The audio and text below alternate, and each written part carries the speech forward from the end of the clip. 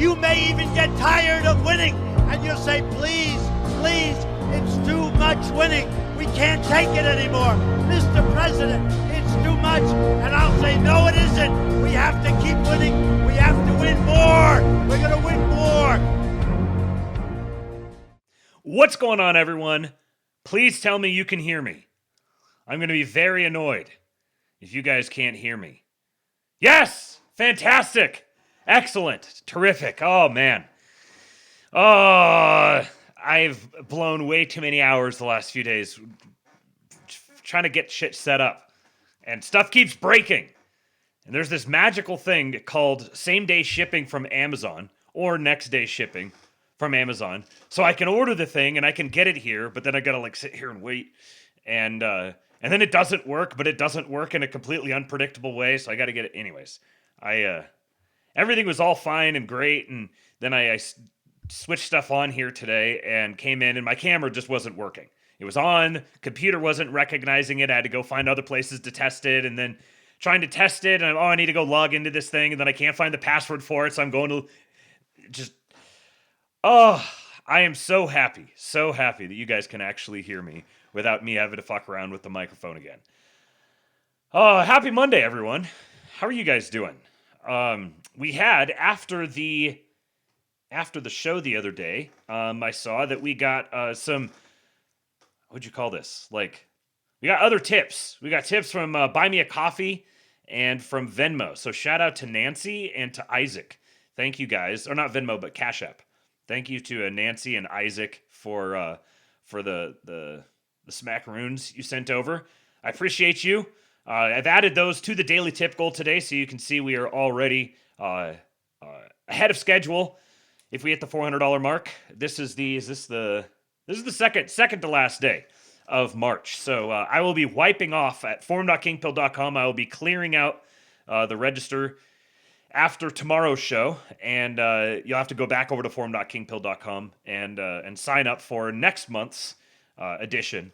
But it is a little game that we play. If you guys get me to the tip goal, then I will do a random drawing, and someone whose name is in there will get 10% of the total tip take for the day. So tips.kingpill.com. Yeah, rent is due on Wednesday, and our washing machine may have kicked the bucket. Yes. Yes, just every month it's a thing. Every month it's a thing. And it's nice to be able to tread water. We're very grateful. We're very blessed that we are treading water, because it wasn't that long ago that we were just burning through savings, investments. We were just desperately scrambling to keep ourselves afloat. And it is to the great generosity of you guys that I've been able to start doing this full time. And also work on the EWBSX project, which I know I keep saying many great things to come, but it turns out that life is busy, man. This is why young men need to be building projects like this. These are the projects for the 20-year-olds. When you're it's like you need to be getting married earlier, but also you need to have that window of time where you can just wholeheartedly just dedicate yourself completely to your passion. You could sleep on the floor. You can go days without showering. You can eat obscenely, if you even eat at all, because you're just buried deep in it. That is a young man's game. Us unks can do it as well, and we definitely have some wisdom that we can bring to bear that maybe the younger ones can't, but it is very much a young man's game. It's a lot of work. It is a lot of work. So I'm very grateful to you guys for your support in signing up at the King Pill Discord, kingpill.com. That's one way you can support. And then I've got all the other different ways out there. So appreciate all of you for your wonderful contributions. Today, what do we got? Well, there was over the last... Here we go. Hey! Alphabet alert!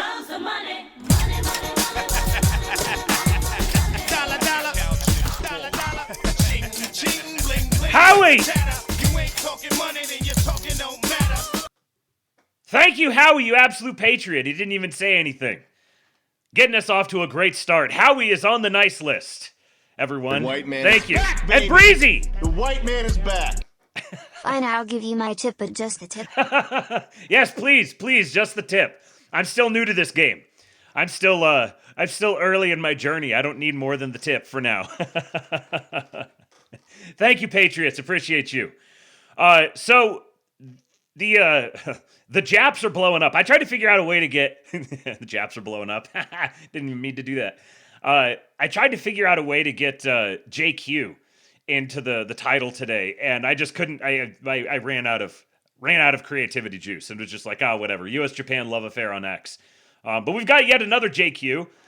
We had the Jewish question, then we had the Jeet question, and now we got the Jap question. And this one's my favorite so far. I'm loving this one. I don't know exactly what the question is, but they've got the answer, and it is glorious. And it's sparked many other very interesting conversations, as such events are wont to do. And I also can't help but notice that the timing, geopolitically, is very curious as well. So I've got a whole bunch of stuff dedicated to that because this is the sort of shit I like talking about. This is fun. And then.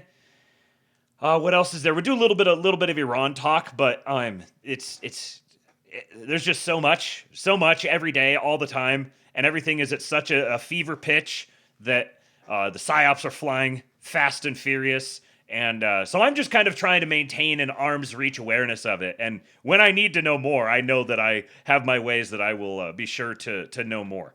But I don't think it's great for everyone to keep their brains burrowed in this sort of thing. So neurotically for so long. I just noticed that the chat widget apparently is all of a sudden not working. Column Rush, check Venmo.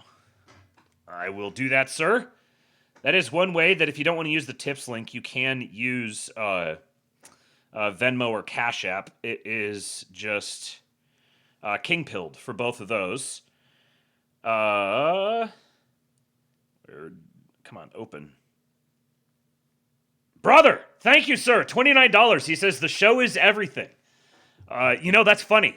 It's very funny that you say that because I was talking with Amy this afternoon, and she told me that I should I should tell that story again, where the phrase "the show is everything" came from. And so now you send me a tip and you say the show is everything, and I'm like, okay, all right. See, fellas, this is the sort of thing when your wife tells you something. And you may or may not agree. God will send you signs sometimes. You need to listen to your wives. Listen to your wife. You got to listen to the women in your life. You got to know when not to listen to them too. But that's a separate story. We don't talk about that in front of them. The show is everything came from when I started doing the Lave. I went from doing a show a couple times a week, just kind of whenever something would come up. I was starting to do it a little more frequently. And at the same time, I was also doing a bunch of real estate here in Texas, and working on a startup that was a brick and mortar retail sort of startup, driving all over the place, put an insane number of miles on our leased pickup truck. Definitely did not plan on doing that when we leased it. Living in California, hadn't planned on moving to Texas, didn't expect to be driving all over the Texas Hill Country all the time. But and then I'm trying to do the stream and trying to keep the Discord going and trying to keep the profile up and all of this. I'm doing all these things, and I'm like, I can see ways that these all fit together, but each one of them needs 100% of my attention if it's gonna really go somewhere. But there was major reasons why each one of them couldn't be 100% of my attention. So I finally was just I was feeling totally at my wit's end, and I did what. I can't do this anymore. It's very frustrating. The house we moved to now, our hot water heater is garbage. But at the last place, there was like an infinite hot water loop. Some sort of hack that had been attained. Infinite hot water. It was not an electric hot water heater. It was just a normal gas one. But it literally was impossible to run out of hot water. Which was glorious because I would just go. What I do is I go into the shower in the middle of the night. I turn all the lights off. I make sure it's super dark. It's like an isolation chamber. And then I crank it up as hot as I can stand it. And I just sit down or even lay down and fall asleep sometimes in the shower.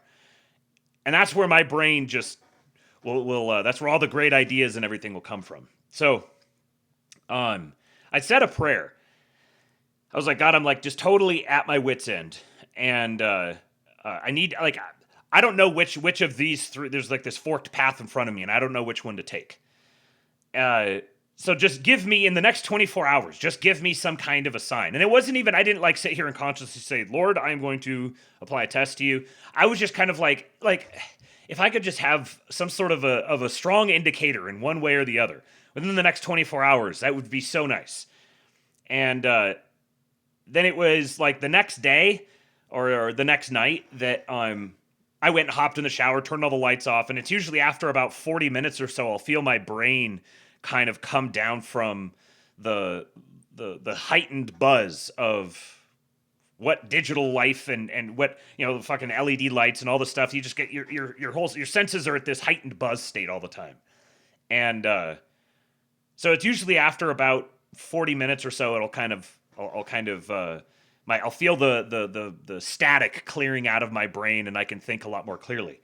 So I was doing that, and my brain was just kind of starting to sink into these patterns of thought, and I was starting to think about different possibilities and kind of running through chains of probabilities and stuff. And I just got this really clear sense: the show is everything. It was almost, it wasn't like it wasn't a voice that I heard, but it was like my brain reacted as if I'd heard a voice. The show is everything. And I was like, okay, well, I would love it to be, but it's not really making very much money. It's not anywhere near what I need to be able to support the family. And, but then the other ones kind of aren't a lot either. So I was like, I don't know how. And then the next thought that came to my mind was that where we are was because of the show. If I'd never started doing the show, we never would have joined the Orthodox Church. I never would have moved to Texas. Never would have been at the point in life that we are. Wouldn't have had the friends that we have, the connections, professional, all of this stuff. All came downstream of me having started the show. So I was like, all right, well, I'm just going to do the show. I'm going to leave aside the real estate license. I am going to bid adieu to the business partners and just focus on the show. And so then I was like, I'm just going to do a daily show. I guess I'll just, whatever I happen to be interested in, I'll just start saving stuff on Twitter and I'll read it or comment on it or whatever. And it gradually emerged into what is the Lab today.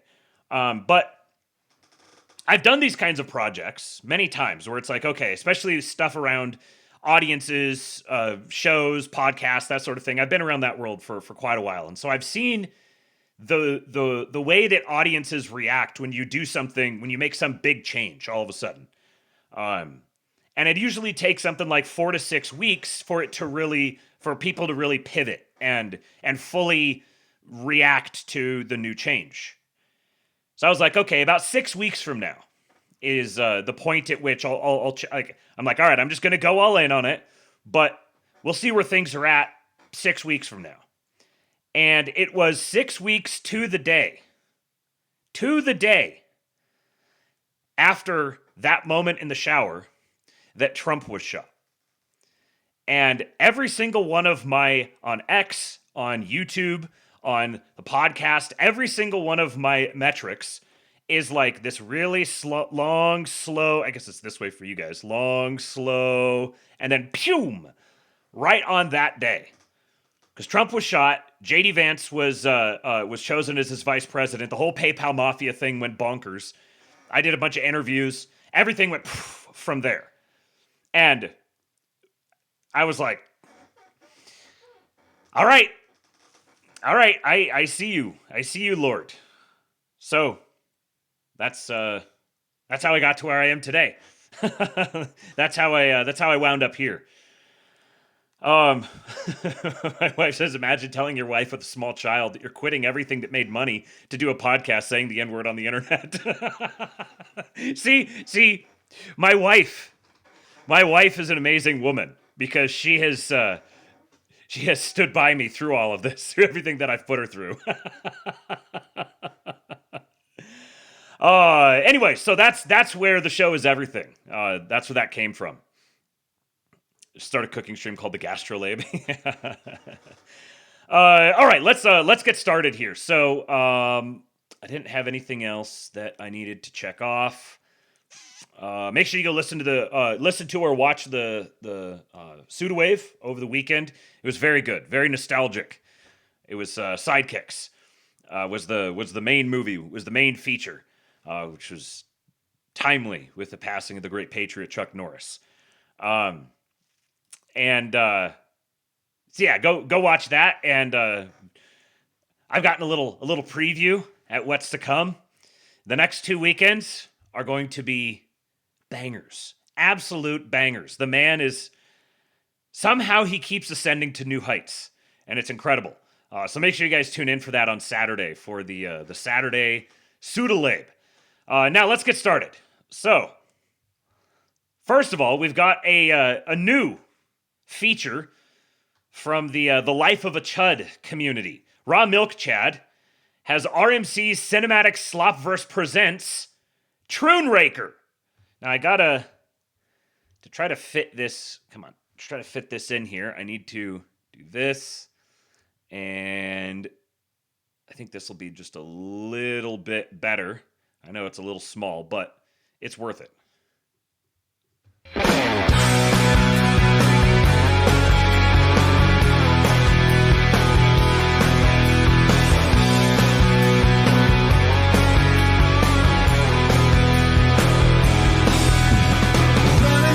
What is that?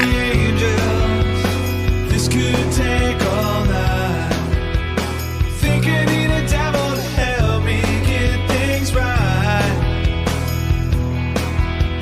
Hook me up a new revolution, 'cause this one is a lie.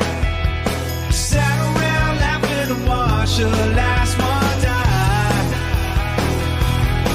Now I'm looking to the sky to save me.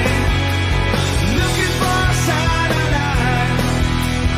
Looking for something to help me find. Beware the dangers. I'm looking for complication. Looking 'cause I'm tired of lying. Make my way back home and learn to fly.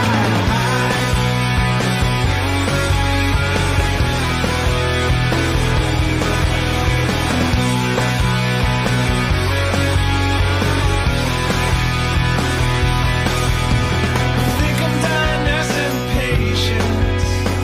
It couldn't wait one night. Give it all away if you give me one last try. We live happily ever trapped if you just save my life. Run and tell the angels that everything's alright. Live smog. I'm looking to the sky to save me. Looking for a satellite. Looking for something to help me burn out bright. Run, Cedric. I'm looking for complication. Looking 'cause I'm tired of trying. Make my way back home and learn to fly high. Make my way back home and learn to fly. With me, I can't quite make it up. Rude face is gone. Make this life my own. Fly with me, I can't quite make it up. Try to make this life my own. A banger. Now, where are my language nerds at? Jake Rattlesnake says, I've watched this at least 20 times today. How far back can you understand English? How far back in time can you go and still be understood? Well, let's take, for instance, the colors. In the modern English language, they're red, green, blue, yellow, white, and black. But in the early modern English language, the colors be red, green, blue, yellow, white, and black. But in the Middle English language of the 14th century, the blaze being red, green, azure, yellow, white, and black. Och om the eldan englishan tunga om något från ulle, the blue sind red, grön, blå, yellow, white, and black, och the svart. In ustiudiskini foraialthinis, bliwos indi raudas, gronis, blewas, gelwas, blaigas, He's andi conjuring something. swartas. Dingyohet gioriosio, blehos senti, brodhos, gerwas, blekwas, gerwas, bloyos, hendi swardos. As you can see, not only has the pronunciation dramatically changed, but also the use of vocabulary. The Old English word for black could be either black or the older word swart. Swart. I find this shit just absolutely fascinating. You go back 1,000 years and you'd be almost unintelligible. And what's even more fascinating to me is the way that people are able to discern accents and pronunciations and stuff from areas where we all we have is written sources. The way they're able to derive that is absolutely fascinating. Language is magic. The fact that we make sounds and these sounds have patterns to them and it's intelligible, and when I make sounds, it puts pictures in your head. Like this is sci-fi shit. Speaking of, almost gave away a little spoiler there, but speaking of foreigners.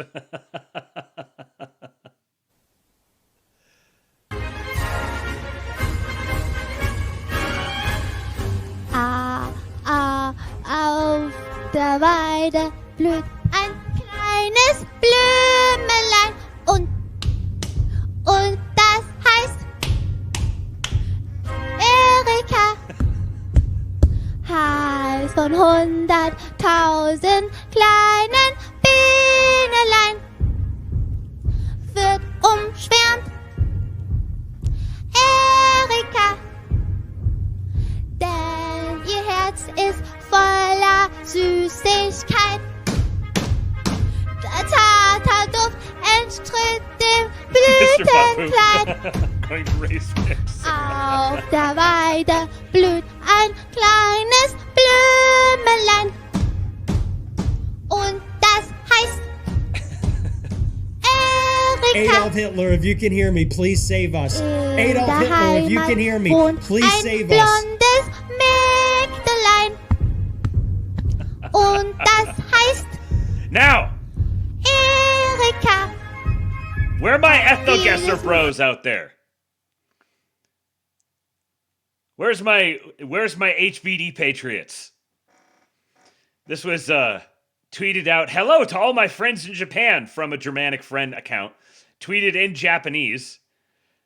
But my ethno-guessers out there, this woman is definitely Chinese. And she is. She's a popular Chinese streamer living in Germany. But see, this is part of the charm. This is the charm of the Americans. Whatever, slants, you're all the same, aren't you? Meanwhile, all the Asians are seething at each other. Now, here is a quick little summary of this Japanese and American love affair on the timeline. If you're not on X, formerly known as Twitter, you're probably missing. There's a massive love affair going on between Americans and Japanese people. So basically, the product manager at X decided to reveal the information that the largest country participating on X is actually Japan. It's not America. America's number 2. And so they decided to flip on the auto-translate feature, and then from that point on, Americans and Japanese people started interacting. And turns out, we love each other, and that's honestly really nice to see. Like, the timeline is just filled with Japanese people talking about American culture, predominantly like red America culture. We're talking like monster trucks, barbecues, pickup trucks, Texas in general. And obviously Japan, Americans have always had a thing for Japan, so that's, the weeb thing's always been there. But the tweets are I have to say, it's so nice to see an ally actually like us, because we get so much smugness from Europeans these days that it's really nice to see something. If you're not on X, formerly known as Twitter, you're Part of the reason I wanted to play this video is because he just kind of sums it up really quick and easy, but also the that line right at the end. Obviously he's on Twitter. He's talking about what's on Twitter. He's got these rings here. but when I first see him, the first thing I hear, I think Reddit. That was my straight up takeaway from it. But then at the very end, he's like, "Oh, it's so nice to not have to deal with the elitist, snobbish Europeans. It's so nice to see these nice, kind, charming, lovely Japanese." Now, you guys, if you've listened for a little while, you know that I'm not. I am not even remotely in consideration for weeb status. I find the Asian cultures just they're totally their own thing, and I'm happy for them to have their thing over there. And I respect them and happy that they have their thing, and I want to have my thing. But this last few days on X has just genuinely has really raised my estimation. It's none of it's stuff that I didn't know necessarily. I kind of knew some of this stuff, but just having it, especially contrasted against the just worst sort of slop imaginable regularly. Getting this, I don't care if it's a psyop. It's just such a relaxing breath of fresh air. Imagining it's like we get to LARP what it's like to live in a time of peace and prosperity.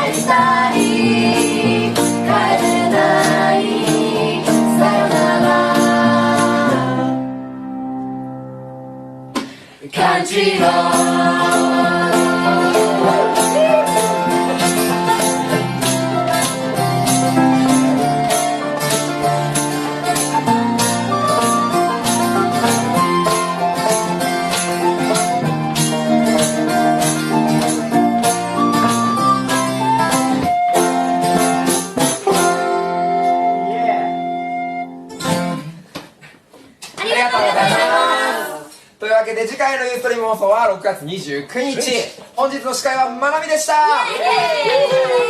おやすみなさい。There's something that's so simultaneously shallow and childlike, but also like deep and wise about the Japanese people.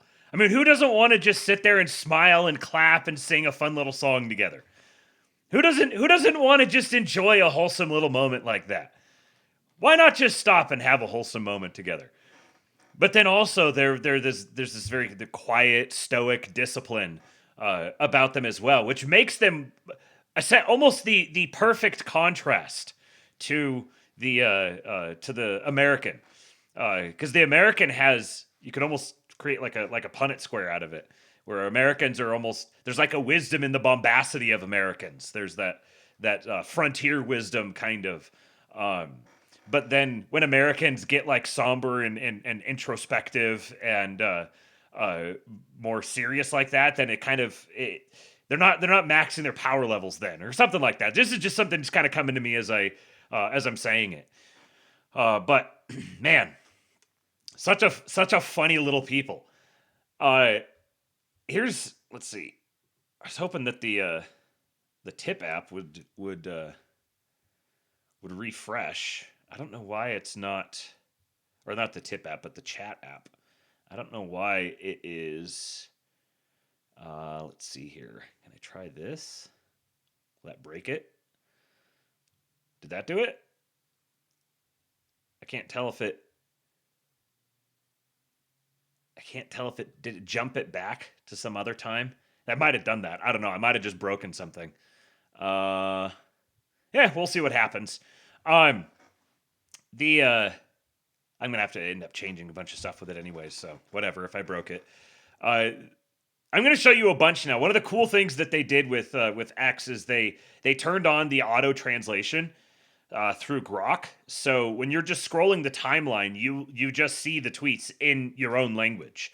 Whereas, I mean, like if I scrolled past this on the timeline, I'm not going to pay any attention to it. I wouldn't even have the beginning of a pretext for. I might watch the video, but if I see these sorts of things, my eyes just glaze over. This isn't writing to me. This is weird little scratches. And I'm fully aware of how sophisticated and everything the language is. But to me, this is just script.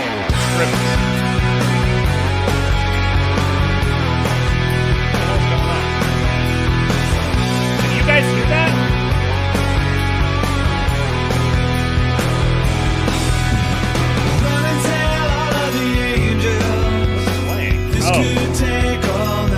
That's weird. I've never had an inactive tab just start playing like that before. I hope it doesn't keep doing that. It was the Chudrick thing, yeah. What the hell's going on? But I scroll past this and I see, do Americans think this is cultural appropriation?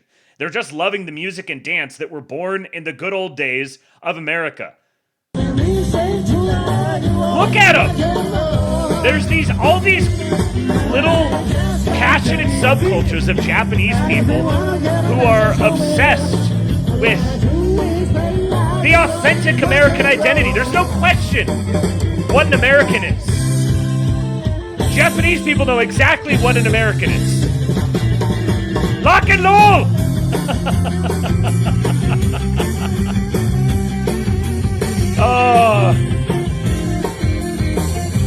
And they're always precise masters of their craft. So they've got so many details just precisely dialed in.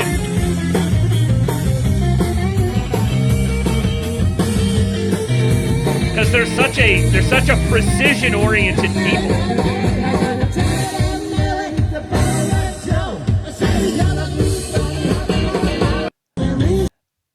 These people are incredible. Japanese X is so wholesome, and it's the exact opposite of Indian X. Dear Americans, I've surpassed 1,000 followers. Thank you. Let me briefly introduce myself. I currently mainly drive a 1998 Nissan Cedric PY31, which was popular with Japanese Yakuza and police. I also own Hondas, Toyotas, and Daihatsus, but I can tell you about them if you're interested. I also have a Shiba Inu and a Golden Retriever as pets. Someone commented that my Shiba Inu looked like a fox, and it made me laugh, lol. I run a used car dealership and occasionally do Amazon deliveries. Look at this nigga. This is the most wholesome shit I've ever seen in my life. Like, what does he think of Americans? He's like, Americans like cars and dogs and that's the language that I'm going to speak to them. Yeah, they pick an American subculture and run with it to perfection. It's interesting because they're naturally a very it seems like mimicry like that is a maybe it's not because they also have their own very distinct traditions and cultures that they are very rigorous about protecting. They're such a fascinating people. And again, like this could be some sort of a scam, some sort of a psyop or something, and someone is just what would you say, like operating off of the baseline sort of assumptions about Japanese people and just kind of caricaturing them. But if this is the sort of psyop that someone wants to affect on us now, please give me more of these psyops. There's never going to not be psyops. We're always going to have psyops.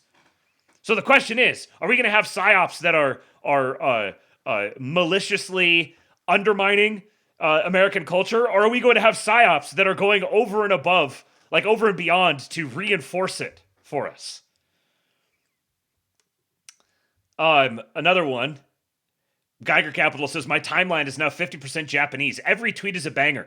It's very rare that something thoroughly dominates the timeline the way that this did. It's something sort of more niche like this. It's very rare to have something like that completely dominate the timeline, but every single tweet for a couple of days. Here's this person. By the way, this is a wild Ford F-Series I encountered in America. It was super cool with this badass old lady driving it. Japanese people look at this and they're like, that's so fucking cool. I love America. I just want Americans to like me. It's a very well taken picture, I must say. If you know what I mean. Dear American bros, this is all translated from Japanese. I love everything about America. V8 American cars are the best. My dad, who passed away last year at 54 from cancer, was a guy who loved America too. I got the same American-style tattoo on my right arm as him. I live in Kyoto with its narrow roads and small plots of land. I want to come play in America again someday. Come visit Kyoto too. American-style tattoo.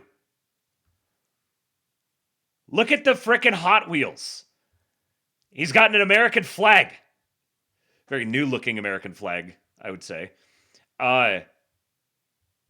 Dressed like a frickin' cowboy. Kind of maybe a little gay cowboy, but maybe that's the Japanese in him. I don't know. He's got the MAGA hats, also looking very new. Cowboy hats, cowboy boots.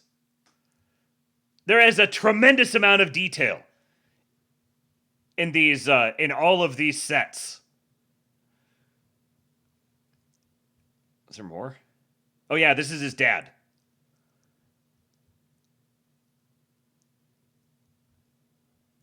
I'm so surprised because this is the first time in my life I've gotten so many likes, replies, and follows. Thank you. I don't know if I can reply to everything, but I'll respond slowly. I'm reading it all. I think Dad is happy in heaven too. Today I'll keep working hard while listening to country on Texas Radio 99.5.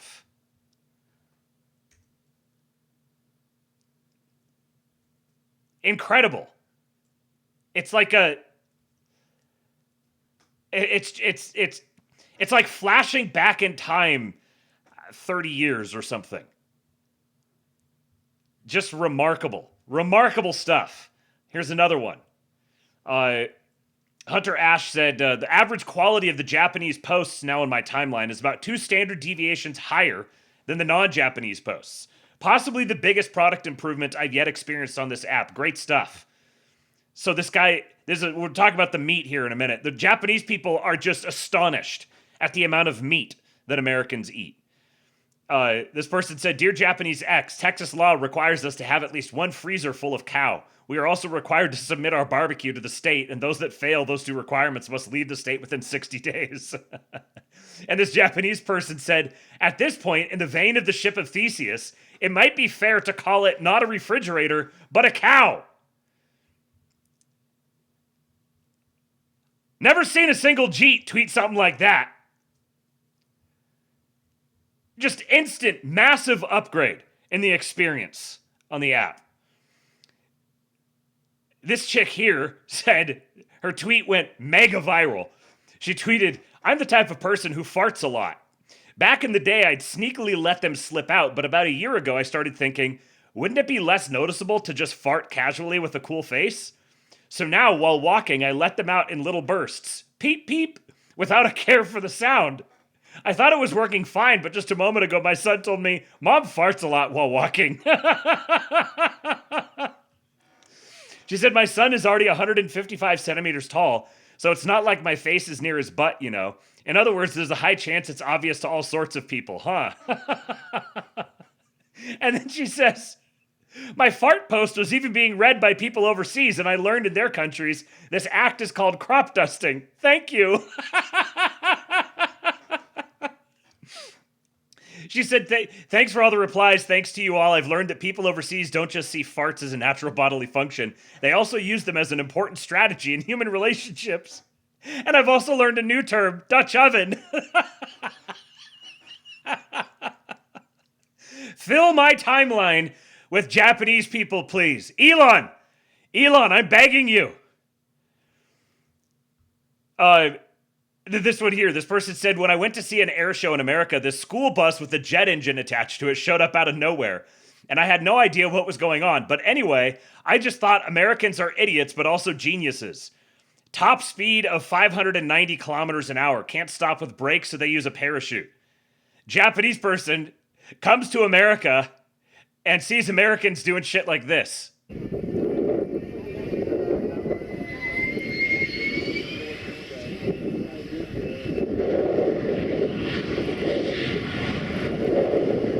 Flames painted on the side.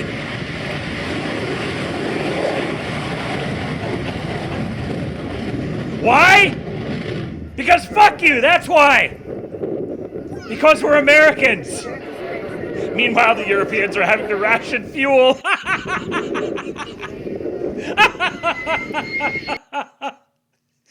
So this line, "Americans are idiots but also geniuses," went viral. This person, I can't tell if this is a man or a woman. I think it's a woman, but you know, you never know. Too many soybeans. "Suddenly my Japanese tweets started getting read by Americans, and I thought I'd be in trouble for writing stuff like calling Americans idiots but geniuses and piss them off. But then against Americans are idiots but also geniuses, there were comments like, 'Perfect, so true.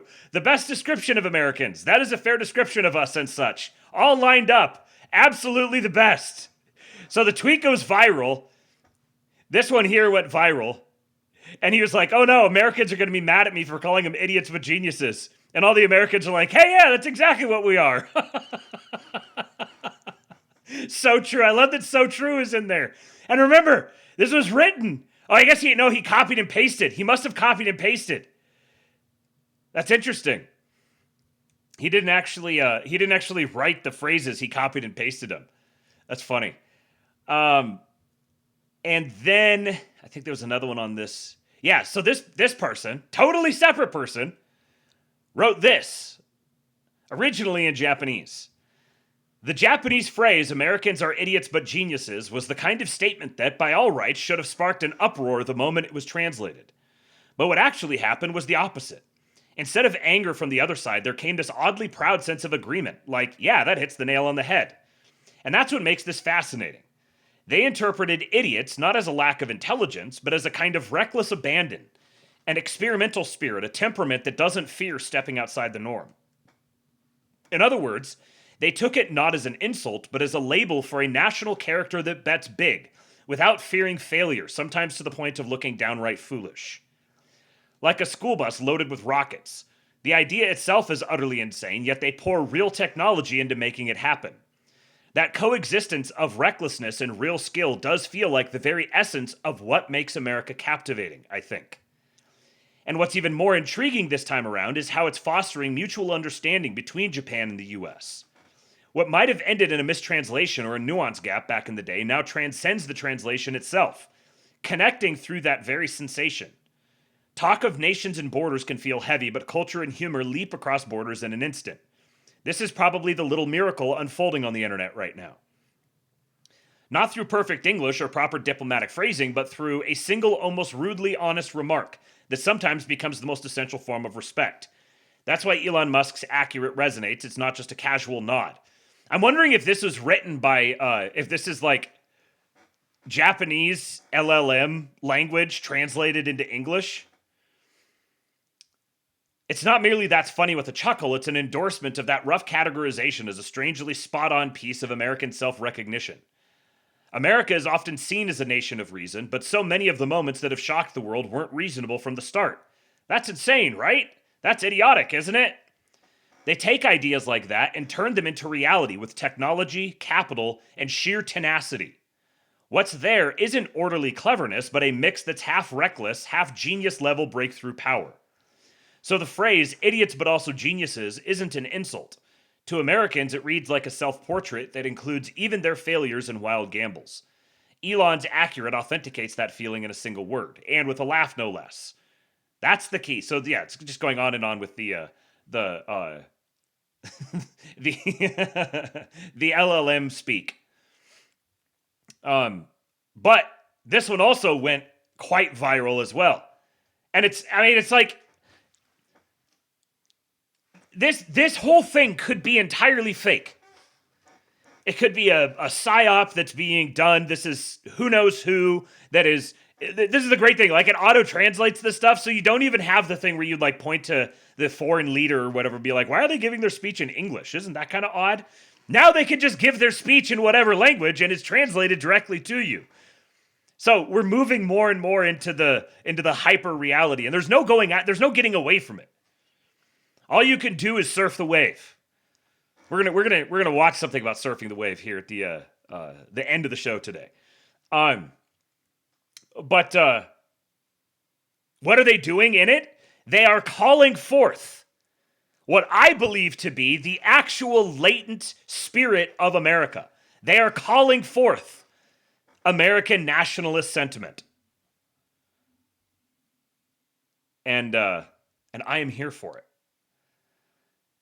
Raymond Harmon says, certainly if the statement was made by a Jeet, I'm certain it wouldn't have been received as well. Yeah, for sure. Which is a very interesting other layer to this. This person said, we Japanese absolutely love those ripped macho American dudes who spend their days off chowing down on huge slabs of meat, tearing around in gas-guzzling muscle cars, sports cars, with the exhaust belching away, hitting on girls left and right, and yet still bust their asses sweating it out at work on weekdays for the sake of their families. So stay just the way you are. Don't let yourself get beaten down by stuff like DEI or SDGs or whatever. So true, Jap Poster. This person, oh sinful Americans, it's all your fault that you've made me desperately crave beef. I opened the fridge and found some sliced beef. I stir-fried it with onions and cabbage, then sandwiched it in bread. Take a look, this is my beef sandwich that surpasses Subway. And this person said Japanese are ensouled because they developed the Philly cheesesteak from first principles. This person said, somebody stop my hand. I keep endlessly liking posts about American meat. My TL is covered in meat.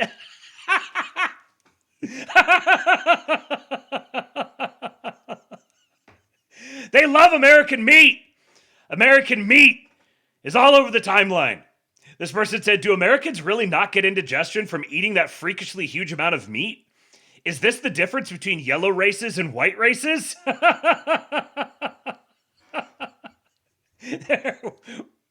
This is the tweet that really got going right here.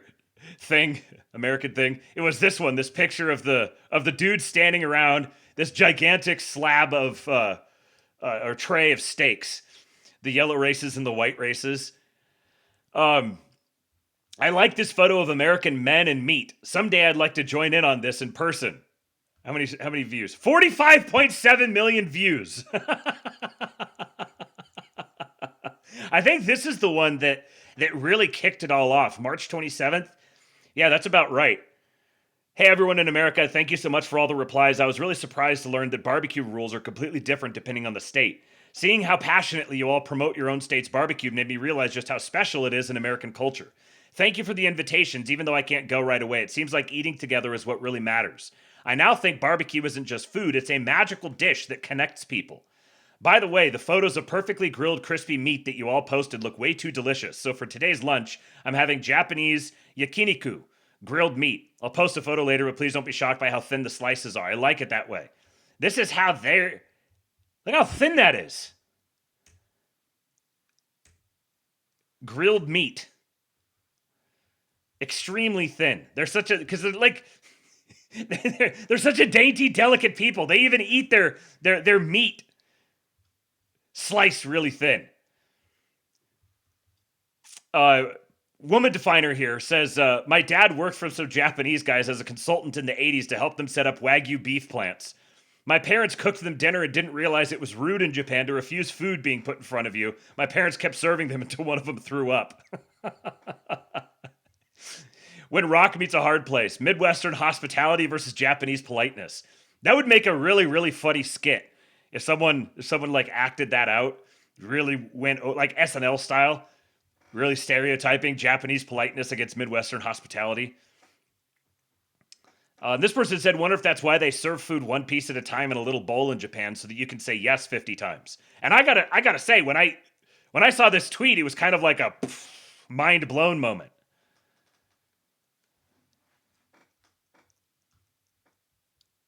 I feel like at least half the fault is on the Japs for not realizing it's not rude to decline seconds if you're full in America. Like that should have been obvious after the third steak. And Paul says it's also rude in the Midwest to allow people to leave a table hungry after dinner. Can't stop laughing at this. Dear Lord, this Japanese feller is hungry. For the love of everything holy, how much meat is this American gonna feed me?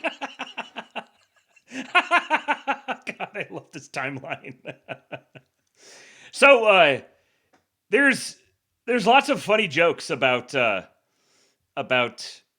Japanese pronunciations of common American words, but they're not just jokes.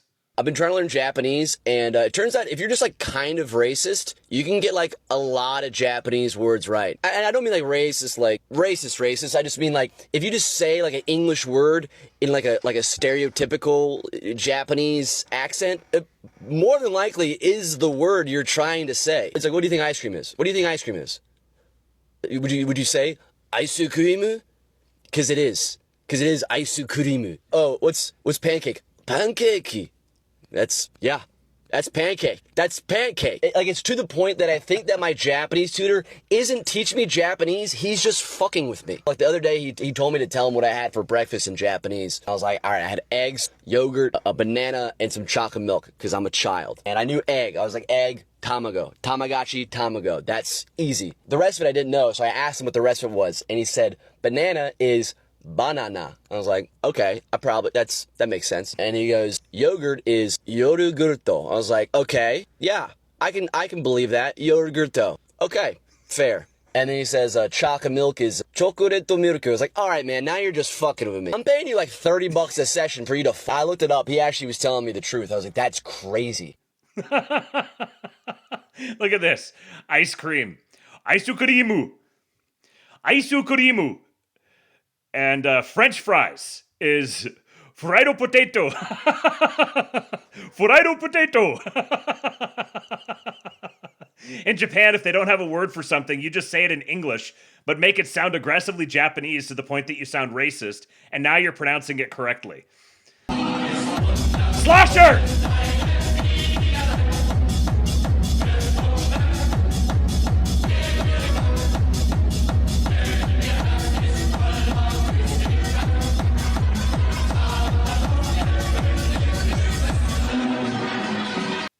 Americans have always eaten lots of meat. I listened to a podcast about the start of breakfast cereals that said in the 19th century you ate so much pork that trichinosis, intestine issues, was also known as Americanitis. Oh, that's great. Did you know that so I grew up Seventh-day Adventist, and Kellogg's cereal, he was Adventist. And part of his motivation for creating the cereals, not kidding at all, this is not urban legend, this is actually true. His concern was that young men eating eggs and bacon was making their testosterone too high and was making them masturbate too much. So they needed to replace the eggs and bacon with the more masculine muting breakfast cereal. Yes, this is a true story, 100% true. One of the most Adventist things you'll ever hear. Thank you, Slosher, Patriot. Mrs. Kingpild has added you to the nice list. Best interaction I've seen this weekend, Americans and Japanese sharing beautiful cuts of meat over a barbecue. British person.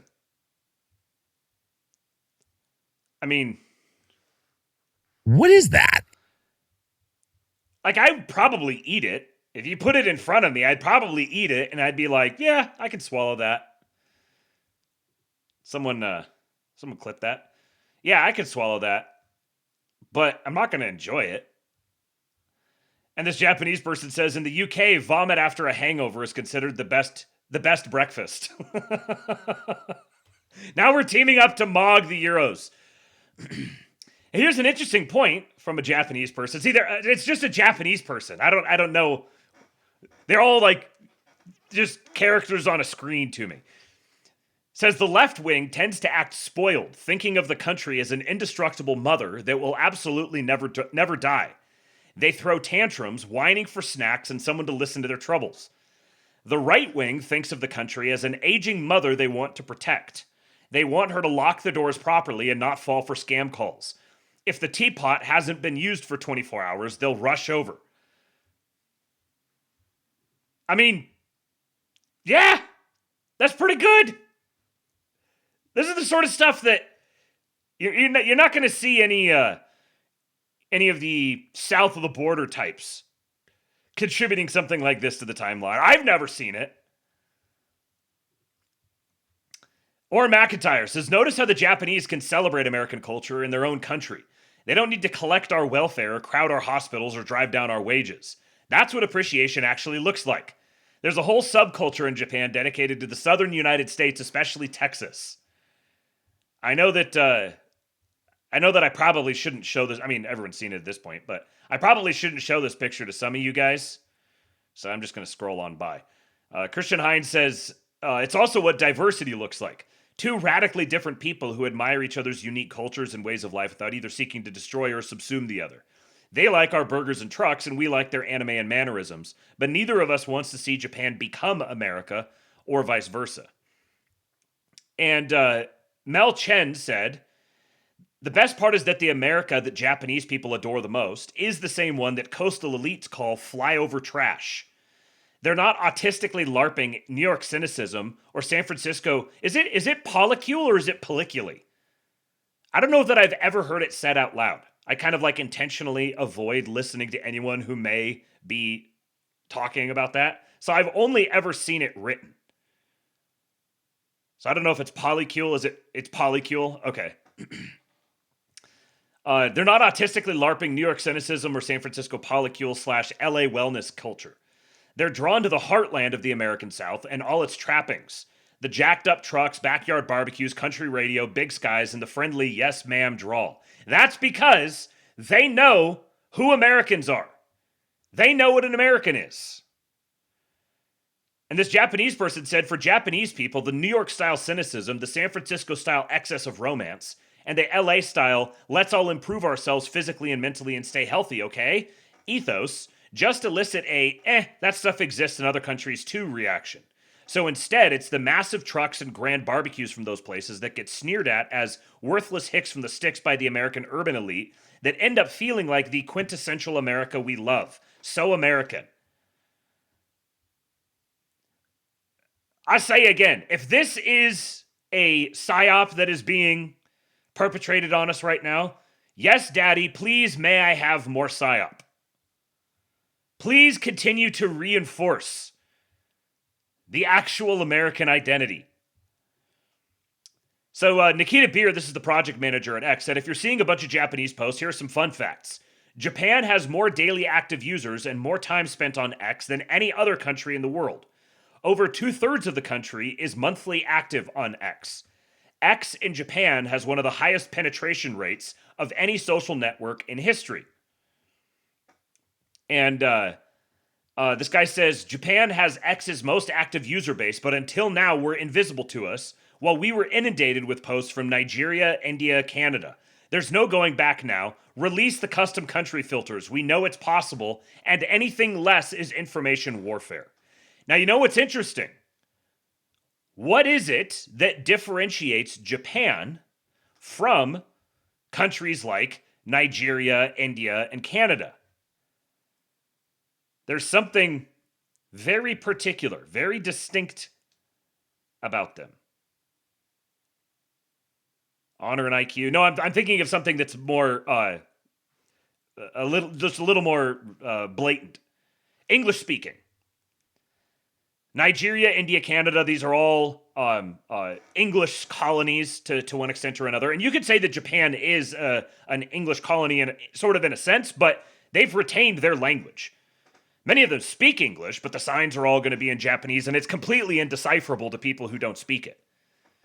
So Japan had this user base, but because they don't speak English, and because it's their language isn't even moderately decipherable like Spanish or something like that to an English reader, they were just completely walled off. We were in effectively completely different internets. But this one little change, the auto-translate button, that one technological innovation, just a tiny little thing, just like a boop little switch, suddenly breaks down this substantial barrier so that the two go flooding across into each other. And I don't really know that there was a way to slow roll that. It was just going to have to happen at some point. As soon as that technology became feasible, well, then if you start seeing every single thing that's tweeted or that's posted on X every day, if you start seeing it in your own language, then lots of stuff can go viral and relate to other audiences that wouldn't have before. Ian Rhodes says, now you're starting to sell me that the auto-translate should be turned off again to protect Japan from the global homo. Well, see, I think that is definitely a concern. It is definitely a concern. However, my understanding is that most Japanese people have at least a passing understanding of English, that it's relatively common. Now, maybe I'm wrong. Maybe it's less common than I think. I haven't been there, and like I've said before, I'm not that deeply plugged into Asian culture, broadly speaking. But so I think it's probably. Yeah, the kind who are on X probably do. So yeah, I'm sure they probably were getting lots of American or English speaking tweets in their timeline, but it wouldn't necessarily go the other direction. Cheeky says, feel like Japan is one of the only countries that doesn't learn English.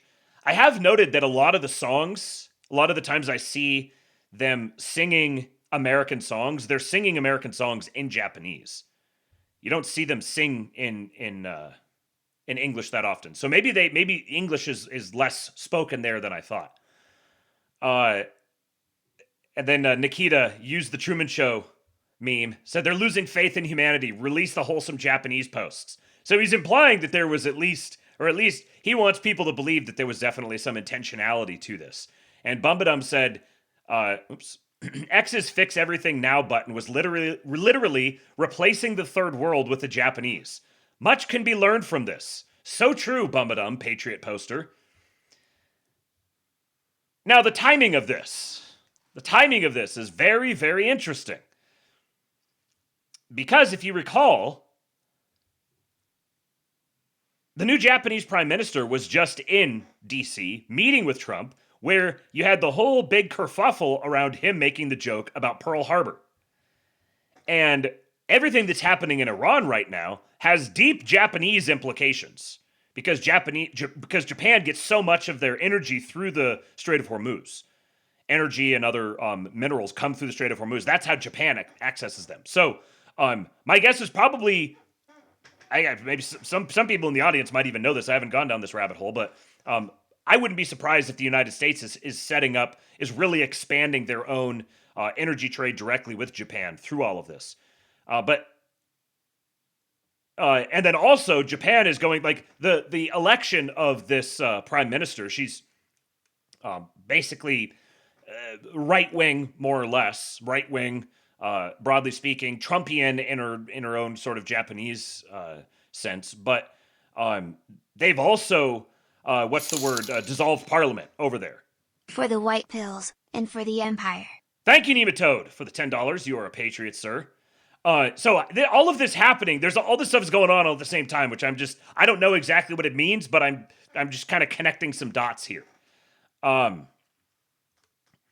So this guy says, make Pearl Harbor joke. Everyone looks around like, is this fine?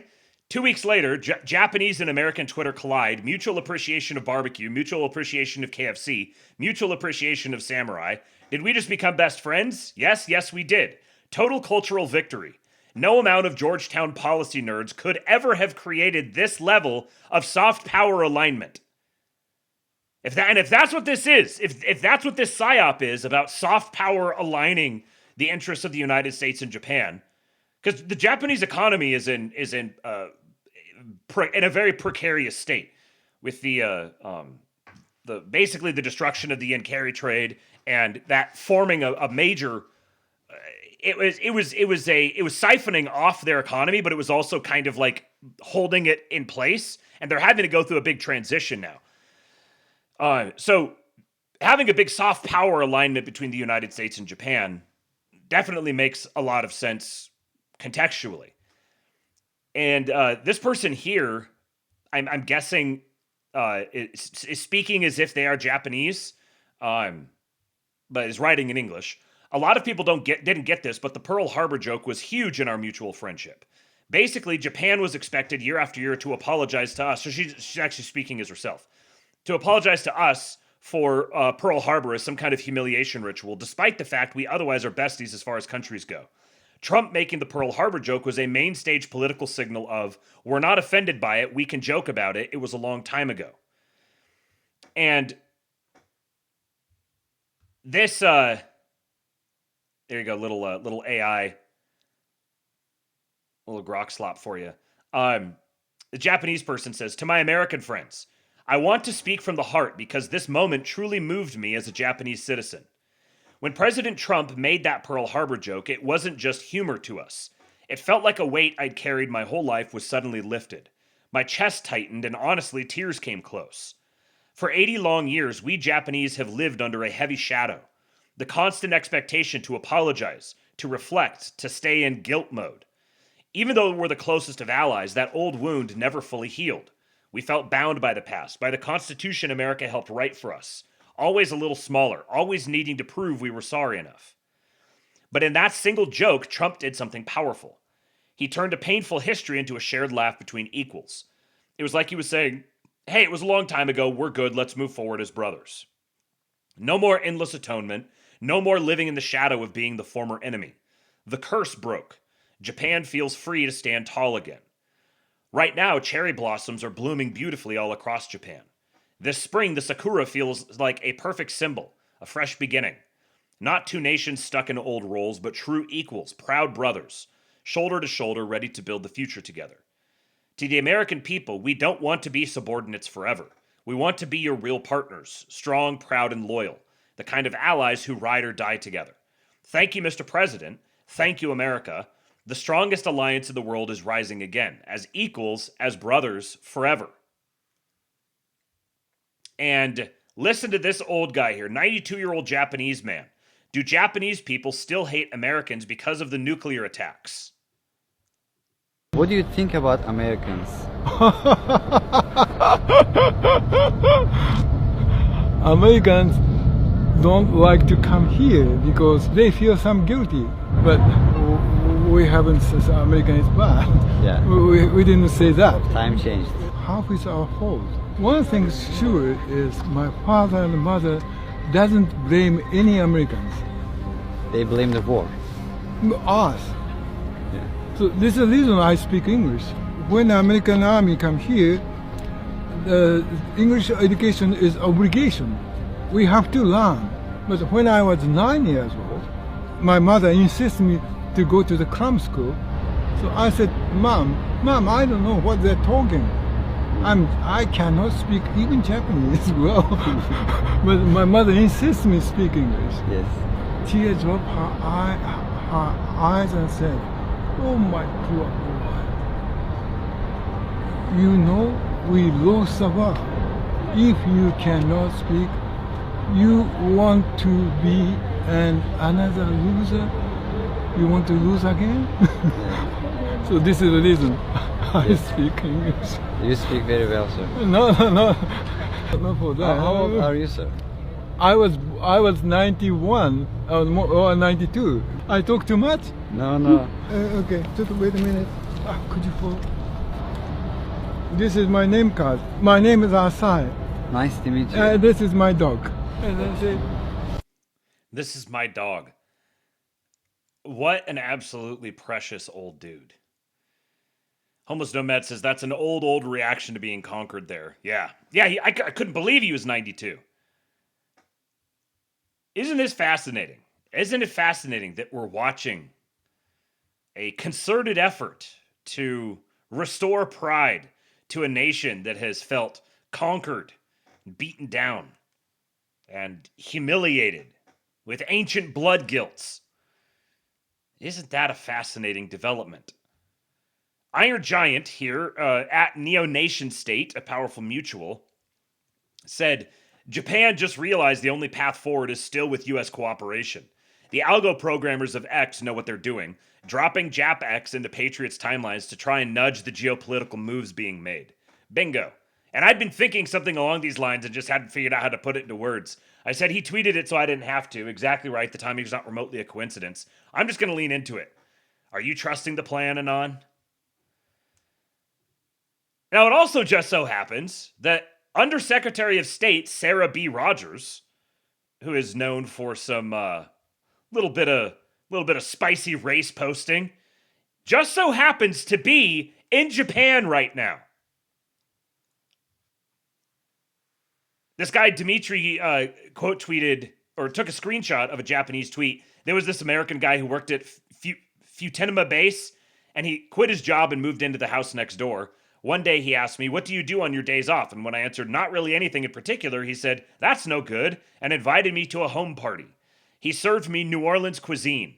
Americans are bold and kind. It's a country of love. And Sarah Rogers says, international interlocutors sometimes treat me like I have power over Twitter/X, which is silly. But if I could take credit for the surge of Japanese and American friendship content coinciding with my trip here, I would. Great people, beautiful country. And it's just like, her whole thing has been like free speech, the Digital Services Act in the EU. Like this is her domain, and she's in Japan right when this happens. She says, good morning from beautiful Tokyo, where I have learned that pickled vegetables and seaweed are underrated as breakfast foods in the West. Beautiful. And this guy says, please treat them to a traditional American steak barbecue. And she said, just met with a lovely assistant minister over shabu shabu. Delicious. He said he wished to try an American T-bone steak. I invited him for America 250.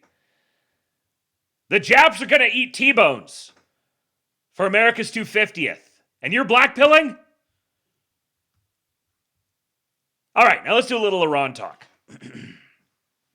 Oh, white women save our country. We love you. Yeah. Homeless Nomad says, right as Rubio, Trump, and Lindsey Graham start talking seriously about leaving NATO. Isn't that timing fun? Isn't it indeed? You know, they have no idea what they're doing. They're just kind of like reacting and on their heels and desperately grasping for life rafts or whatever. I don't know. RFK Jr. reveals just how intelligent President Trump really is behind the scenes.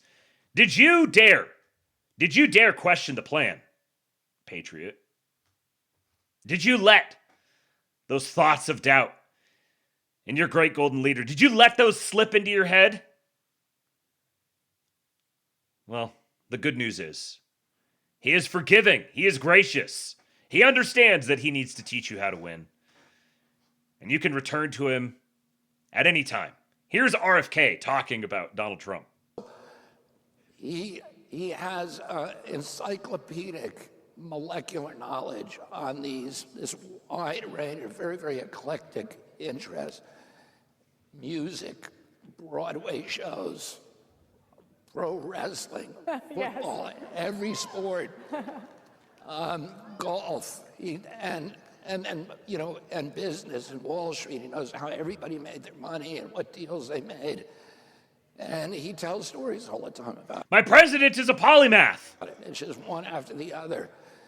And one time during the campaign, I was on the airplane with him, and we were sitting across the table from each other, eating McDonald's, drinking Diet Coke.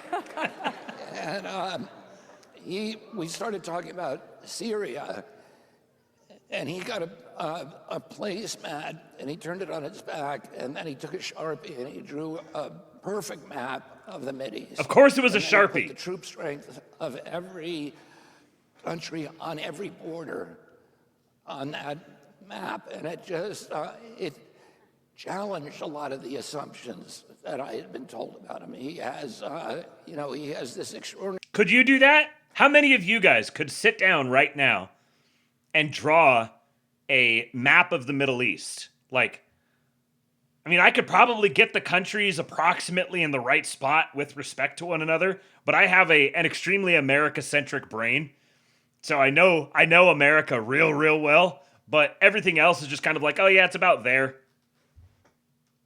Great depth of knowledge about what's happening in each one of the agencies, my agency and the others, and and then he has an instinct for making good choices.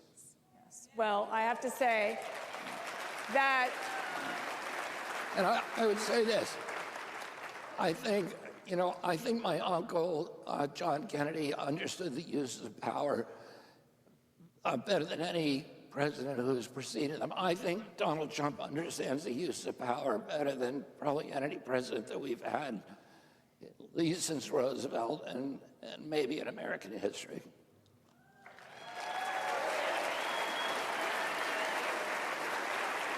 Interesting. I wonder what else he has in common with JFK.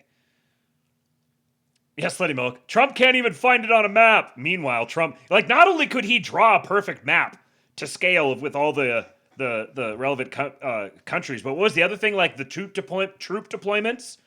So he doesn't just know where they are. He's actually in tune with the on the ground matters there. He's keenly aware, keenly focused on this region. If there is any region in the world that he knows deeply and intimately, it is the Middle East.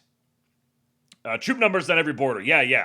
That's an insane level of detailed knowledge for a guy who's also doing so much in so many other areas at the same time.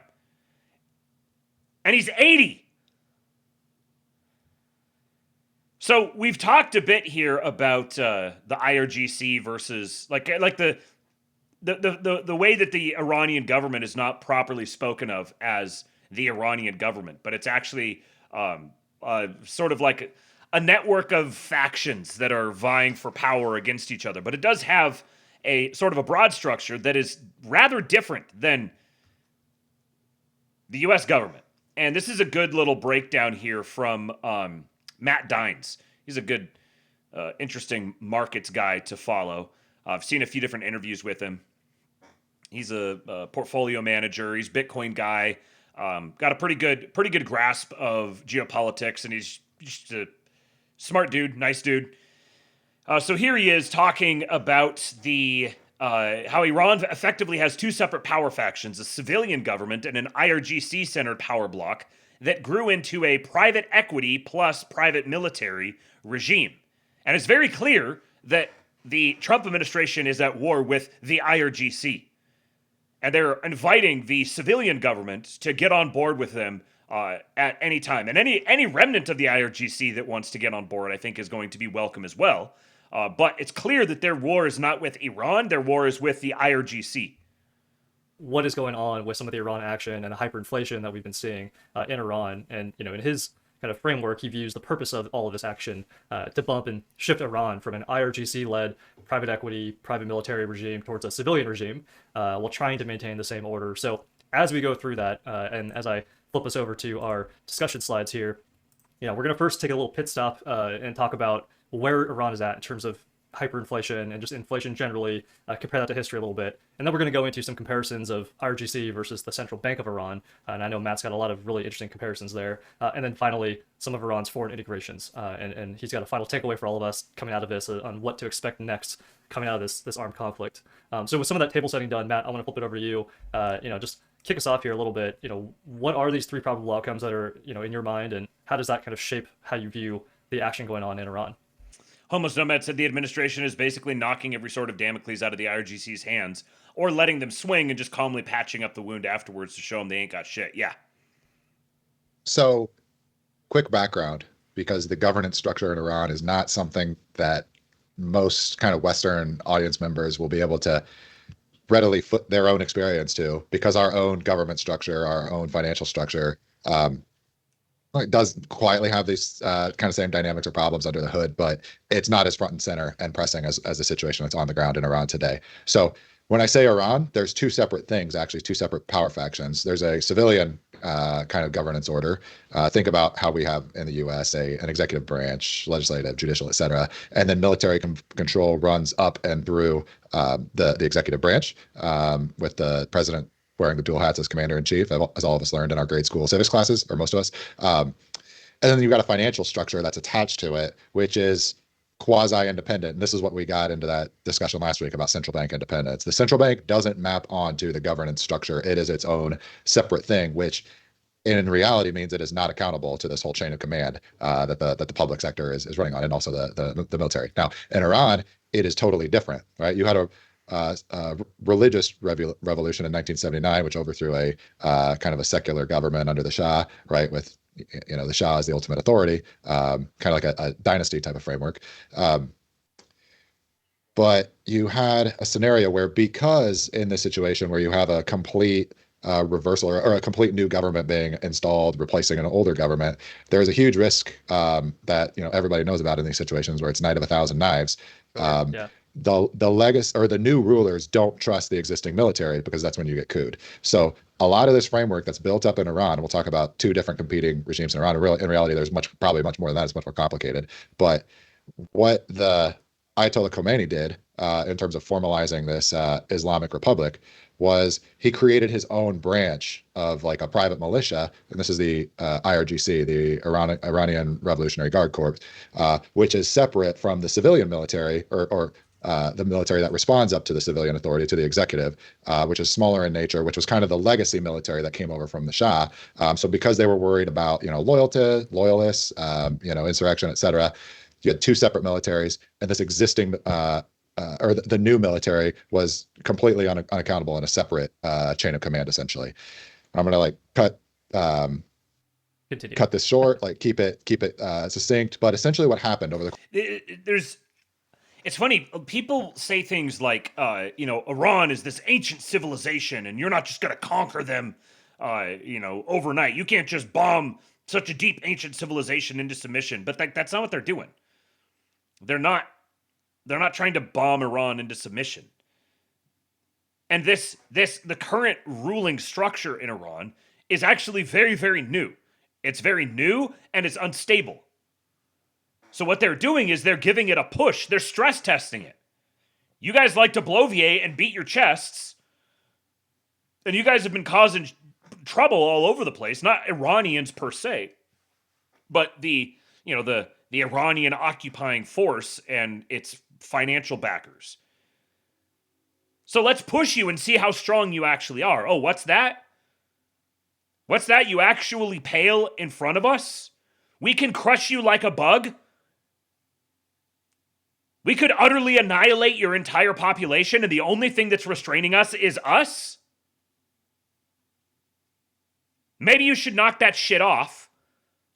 Leave your old employers, and FYI, we're hiring. If you want the job, it's yours. If you don't, you can die. That's your choice. This is an entirely different form of warfare than anything that America has practiced in recent history. And the Iranian regime, just because it's an ancient civilization, doesn't mean the Iranian regime is like this deeply entrenched, powerful, stable institution. It's only been there for 50-ish years, 47 years. And the regime that preceded it was there for about the same amount of time. Less time, even. So the Iranian rulership structure has been in quite a bit of flux over the past century or so. So this is actually not like going in and stirring up some deeply entrenched, stable system.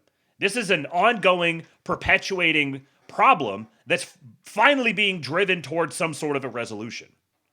The course of 40 to 50 years from 1979 to 2026 is this paramilitary gradually built up power. So you can think of it as like a private military contractor organization, starting out like something like Blackwater in the US, which changed names multiple times, all that stuff.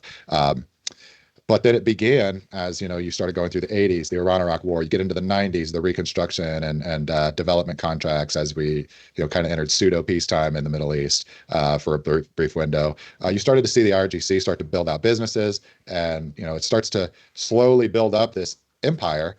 So it looks like a private equity shop, if you will. It's got infrastructure development, like no bid contract agreements with the that it holds with the not secular government, but like the civilian government.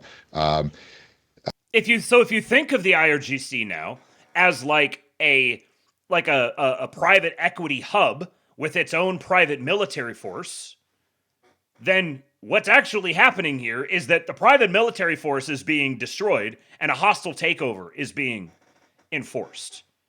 A new corporate network with its own military is coming in and laying claim to the enforcing the proceedings henceforth. Oil and gas development projects, pipelines, information technology, cybersecurity, you name it, it has a piece of this pie. So it starts. What's that? Homeless Nomad says, gee, what does this sound like? East India Trading Company, anyone? The Dutch East India's Company? It's almost like we've seen this model before. And where are their fingers? What have they entrenched themselves into? Gas development projects, pipelines, information technology, cybersecurity, you name it, it has a piece of this pie. So it starts to look like this hybrid of like a private equity firm and a private paramilitary firm that doesn't report to anybody. So it ends up being like this kind of untamable beast. With like this religious garb cloaking it. It's a private equity firm with its own private paramilitary fronting as a religious organization. It's basically the fucking Scientologists. That ultimately takes over the governance authority of the Iranian economy itself. And that's the situation that's built up over the last 20 to 30 years as this thing has just compounded, right, and become more and more controlling of the Iranian government, finance, and military itself. So the war is not with Iran per se. The war is with the private equity / paramilitary organization that has been occupying Iran, that serves as a repetition of the exact same model the British Empire used to stretch its arms out across the entire world. And who is the Strait of Hormuz most critical for? Who suffers the most without it? Oh, the areas most deeply touched by the British Empire? Gee, I wonder why that might be. Now, this is being reported by Channel 14, Israel's Channel 14. So, I'm not the fact that it's being reported is newsworthy. The truthfulness of it or not, like whether or not it's true is sort of irrelevant to me. But this is the Iranian president Pezeshkian reportedly on an exchange. He was having an exchange with the IRGC chief Vahidi, and Pezeshkian said, "I want to be involved in the negotiations with the U.S. Without a quick deal, our entire economy will collapse in 3 weeks." IRGC chief Vahidi said, "That's exactly why you can't be involved. You'll give up everything for a deal."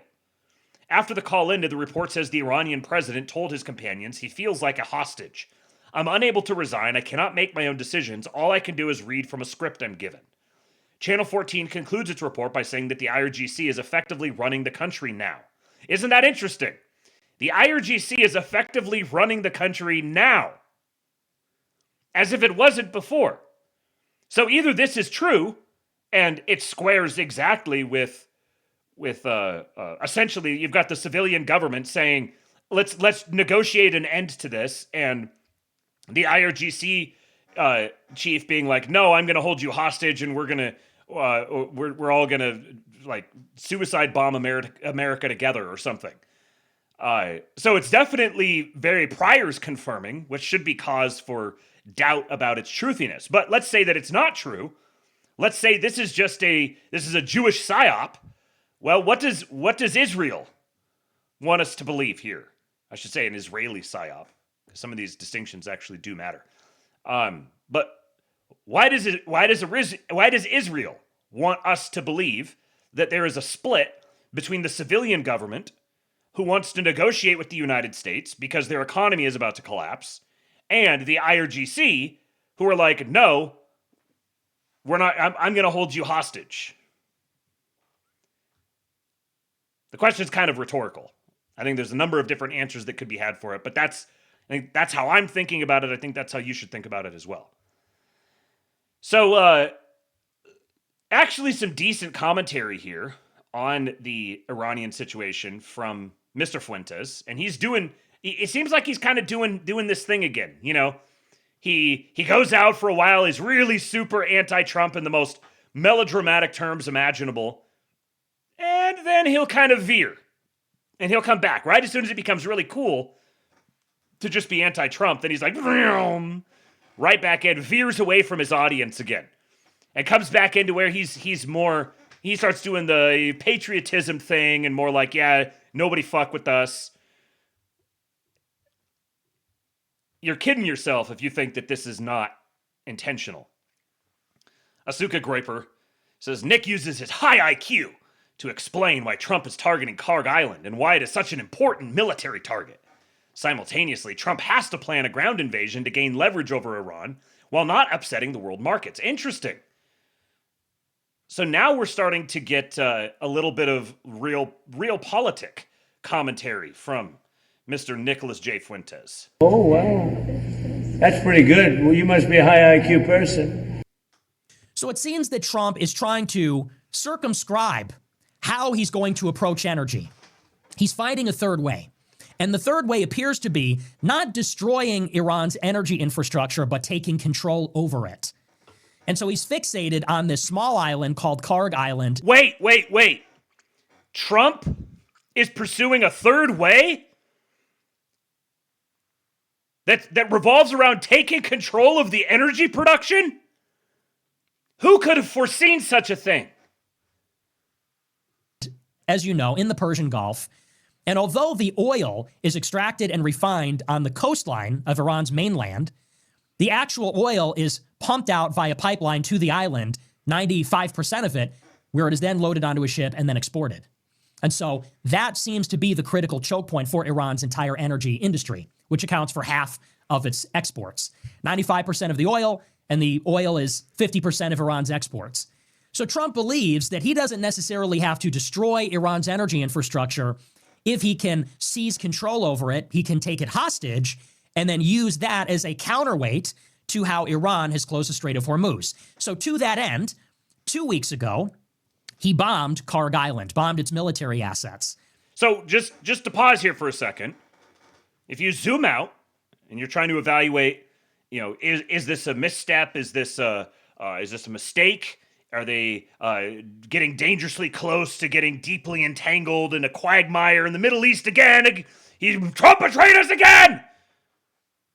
Trump isn't doing mass executions of members of Congress. He betrayed me again. If what he's saying here is true, then it seems pretty clear that just like kind of basic analysis of the pieces on the board here says Trump's got him by the short hairs. And the only weakness that Trump potentially has is his only vulnerability is popular support. So it's a war that is won, but that sale just has to be closed, both with the Iranians being unable to outlast the Americans and with Americans generally accepting it. Well, the majority of Americans just don't really care. And it's pretty clear that even if you really heavily handicap the polls for retardation and sampling bias and all that sort of thing, it seems that a majority opinion is it's a good thing if we win. And there's a very clear strategy here, which is smother them into submission. And America can clearly outlast them. It literally just comes down to popular opinion in America. So if your concern is that this could end poorly, then it ought to naturally follow from there that you would want to amplify popular support as much as possible, right? If that's the one vulnerability, then do you think your responsibility, if you're going to do something, is your responsibility prying that vulnerability open or doing everything you can to protect it? Are you a spectator? Are you a peanut gallery commentator? Or are you actually trying to be of service? Are you actually trying to be of some use? Not their energy infrastructure, but just the military assets protecting the island. In the ensuing 2 weeks, it seems that he's building up a military force to take over that island. Invading Iran on the mainland would be almost impossible because of the terrain, the size of Iran's armed forces, the scale of its missile and drone stockpile. If we tried to invade Iran's mainland, it might be a suicide mission.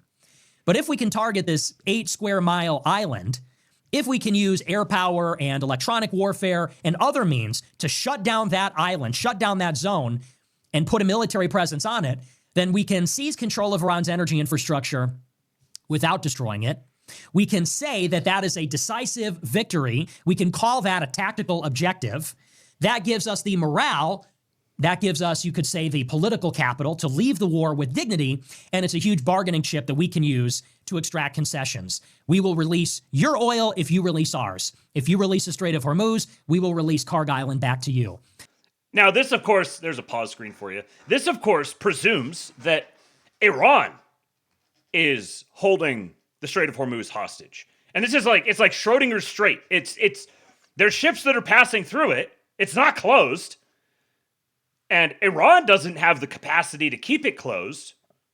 It's actually more like Lloyd's of London keeping it closed. But then, if Trump really wanted it closed, if Trump really wanted it open, Trump could force it open. So there's kind of like this, oh no, the strait is closed. Look at that. Everyone's going to starve to death. Oh no, your countries are going to go into energy lockdown. Man, wouldn't it be great if somebody opened the Strait of Hormuz? Man, imagine if there was someone around here who could open the Strait of Hormuz for us. Like this is what we've been talking about for a month now. This is exactly what the strategy has been all along. This is not about like, oh, maybe if we could actually just like grab Karg Island or something, then we might be able to do a little horse trading and back our way out of this otherwise sticky entanglement. No, if we take Karg Island, like in military strategic terms, we could take Karg Island and lose. I think they're the estimates for like an Iran invasion when people like, oh, we're going to go in and conquer and regime change Iran. I saw one thing that was like 10,000 troops a day or something is what they would expect in terms of casualties. Do you realize that in the frame of military conquest, they could have a number of casualties in the taking of Karg Island that would make everyone on Twitter fucking lose their minds. And it would still be a monumental military success, like the types that historians would write books about. If you're viewing this from a military perspective, the United States is 100% in the driver's seat here. Literally the only possible vulnerability is popular support.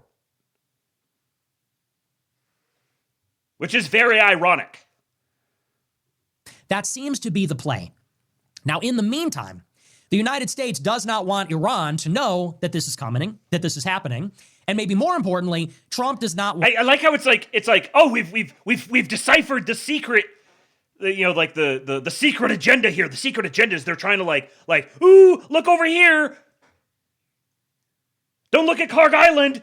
Shh, don't pay attention over there. Look at this thing. Okay, quick, go. When it just takes like a modicum of logistics awareness and just a basic like cover sheet description of the country to be like, oh yeah, what you would do is you would achieve air supremacy, bomb out all of their capacity to prevent you from attaining air supremacy, and then go take Clark Island, and then you've got them in a stranglehold. You could starve them out for as long as you want. It's like, how many of your guys can they pick off? Well, dozens of them are starving and dying every day. Like, this is warfare. Ideally, nobody gets starved out.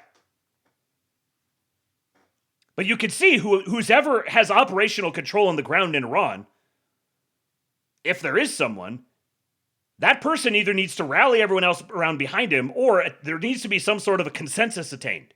And all of this can be avoided. But in military terms, if you were looking at this 500 years from now, looking back at it as like this skirmish that's happening here, and you were just evaluating it dispassionately, then it would be clear that this is it's not like we're going to sneak up on them and do the surprise attack on Clark Island that they didn't expect. That would have been like the basic expected strategy to begin with. Want the stock market to know that this is happening. That seems to be the play. Now, in the meantime, the United States does not want Iran to know that this is coming, that this is happening, and maybe more importantly, Trump does not want the stock market to know that this is happening. This is an attritional war. It's an economic war.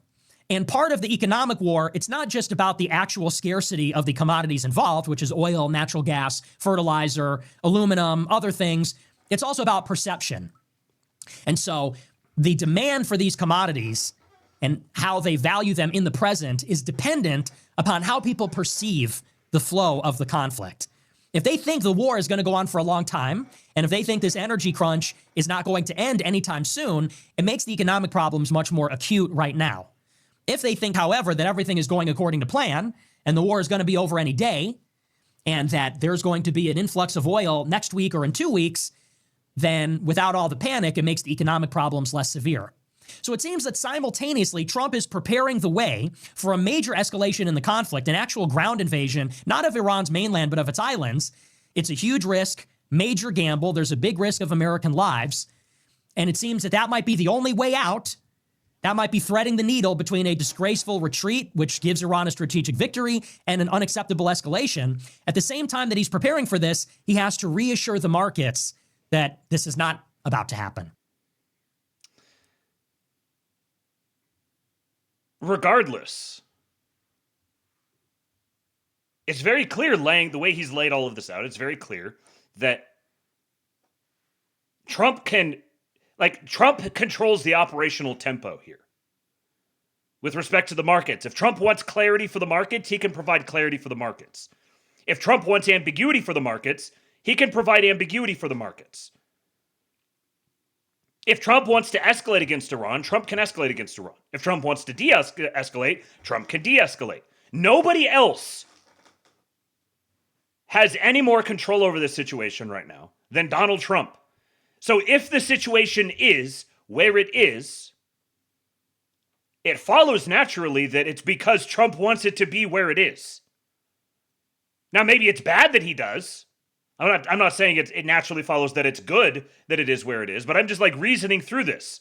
Clearly, he wants it to be this way. So anyone who's like, hey, we need to convince him that this is bad, is out to lunch. Not only should you not be listened to, you're substantially harming your credibility toward ever being listened to in the future. Because the read of this is just so obvious. Here on the Lab and in the little circle of commentators adjacent to the Lab, we've been talking about this exact game plan for a month. It's been clear that this is the ultimate upshot of it all. But everyone else is just kind of now starting to come along and start to realize it's almost as if he is teaching us how to win. Just another pod guy. I've got a couple of thoughts from him on this. He says, how I frame the current Iran op. A, this is about China. It's cheaper to demonstrate to Xi that the day after a Taiwan invasion, his economy will be choked off from energy versus losing American lives protecting the island. This is one thing. All of the anti-war critical people, all the anti-war, critical people, I never see them acknowledge the relationship here with China. Occasionally, they'll just do like a boilerplate, oh, this is just helping China. I'm like, how is this helping China? How have you consumed so much anti-American propaganda that you think what's happening now is helping China? B, there was Gulf state buy-in, specifically Saudi and UAE. This included providing capital to backstop USD assets, which are Trump's Achilles heel. More on assets, USD assets here in just a moment. C, the objective is to have control of Hormuz at the end of this. Specifically, veto power that doesn't just require a parked carrier, which in a conflict China can lob 1,000 missiles at. You need land-based, American-controlled assets there permanently. Either actual Americans or proxies via Israeli or Saudi forces. D, this is not going to be Iraq or Afghanistan. There is a wide spectrum between full regime change and nation building versus small contingents of special forces, taking modest strategic points on the strait and carpet bombing everything close enough to put those troops at risk. E, regime change isn't a certainty, but higher likelihood than consensus. I'd put it now at 50-50. I mean, frankly, I'd say that the regime is changed no matter what. When you kill enough people out of the ruling class, whatever's left is going to be substantially different. Again, this assumes no boots on the ground in Tehran. Experts saying this is impossible lack imagination and understanding of how technology has shifted over the last 2 decades. F, this is also political theater, both for the American people who lost the appetite for forever wars and who need to fully internalize that Europeans are worthless as allies in their current form, as well as the Europeans themselves, who need to be reminded how much pain a hostile America can inflict on them if they decide China is their preferred option. G, Russia-Ukraine is closely connected to all of this. On one hand, Trump can accelerate Russian production degradation by feeding Ukraine intelligence on Russian refinery capacity deeper inland, while at the same time can completely pull back from supporting Ukraine as part of the aforementioned political theater. This is not our fight. This is why Trump didn't ask Ukraine for help on drones. It's a card that can be played in multiple directions. Because there is plenty of Russian intelligence that could be derived from this. But if the United States distancing from Ukraine and their increased separation from Five Eyes, because Ukraine is sort of like an adjacent to the Five Eyes community, if Ship of Theseus, but for regimes, yeah, exactly. That's exactly it. If they're actually not supplying intelligence on Russian production to Ukraine, then that would be a pretty substantial shift in diplomatic posture. H, analysts are not wrong when they freak out about global energy price risk. Analysts are wrong to tie that back to midterms and American voters. Trump will use executive powers to manipulate prices at the pump if necessary, and there's a whole bunch of stuff he can do. I, liquidity is decreasing globally just as it's about to increase domestically. The U.S., via swap lines and control over institutions like the IMF, is the liquidity provider of last resort. See, this is what happens. You build up a Eurodollar system and you attach every single global economy to it. Well, what happens if the United States, if sovereigntist interests in the United States take control of the printer that forms the basis of that Eurodollar mechanism? Now, suddenly, reverse Marshall Plan activated. Now, suddenly, the United States can manage its own liquidity, dial it up or dial it down as necessary, and they can also manage global liquidity and dial it up and dial it down as necessary. Kind of like when your insurance provider starts setting forest fires in your neighborhood and then immediately jacks up the premiums you have to pay to protect your house. This is why the Europeans and the Democrats are losing their fucking shit. Because this is effectively what the United States is doing to the globalists now. With this. They're effectively starting forest fires in their neighborhood and then also jacking up the insurance premiums they have to pay. They're doing the equivalent of that. J, remove the words fair and moral from your vocabulary. We are firmly in a world of realpolitik, and Americans don't give a flying fuck if the rest of the world burns. Hegemony or bust. K, there is a dual benefit of this war being an advertisement of U.S. military prowess and a weakening of the veneer that China has closed the gap with the U.S. systems.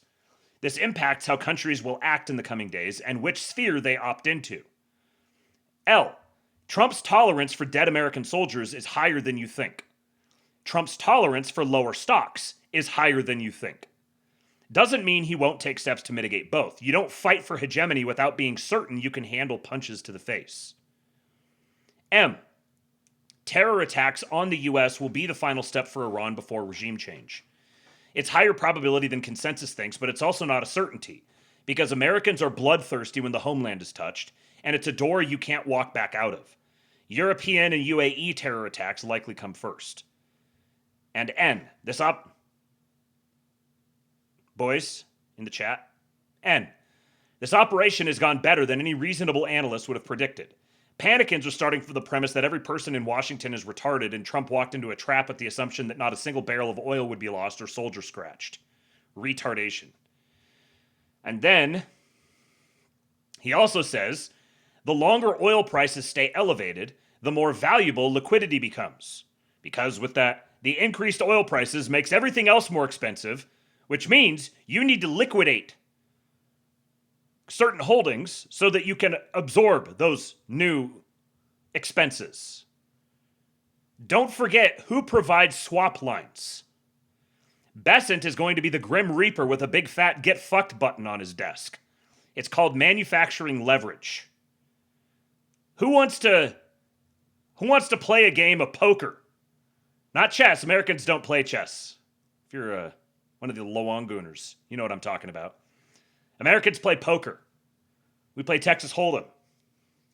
Who wants to play poker with Scott Bessent and Donald Trump together at the same time?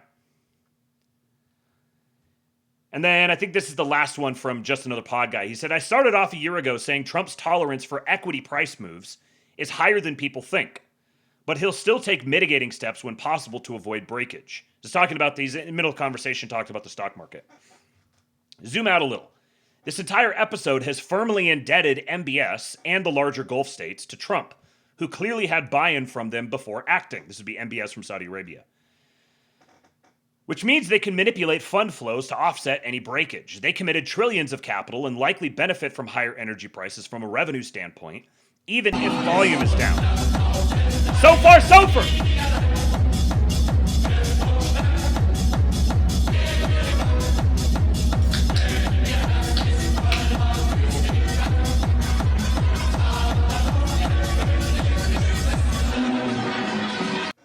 Right. But how will this help us enslave our enemies, force them to breed, so we can actively hunt them for spawn? I need my living artificial wombs, ones I know feel shame and pain. Poker is for queers, I play Factorio with flesh golems. HH. Beautiful! Beautiful! So far, SOFR. Thank you, Patriot. So far, SOFR is needs to be added to the nice list. Mrs. King Pilled. I saw your other message, by the way.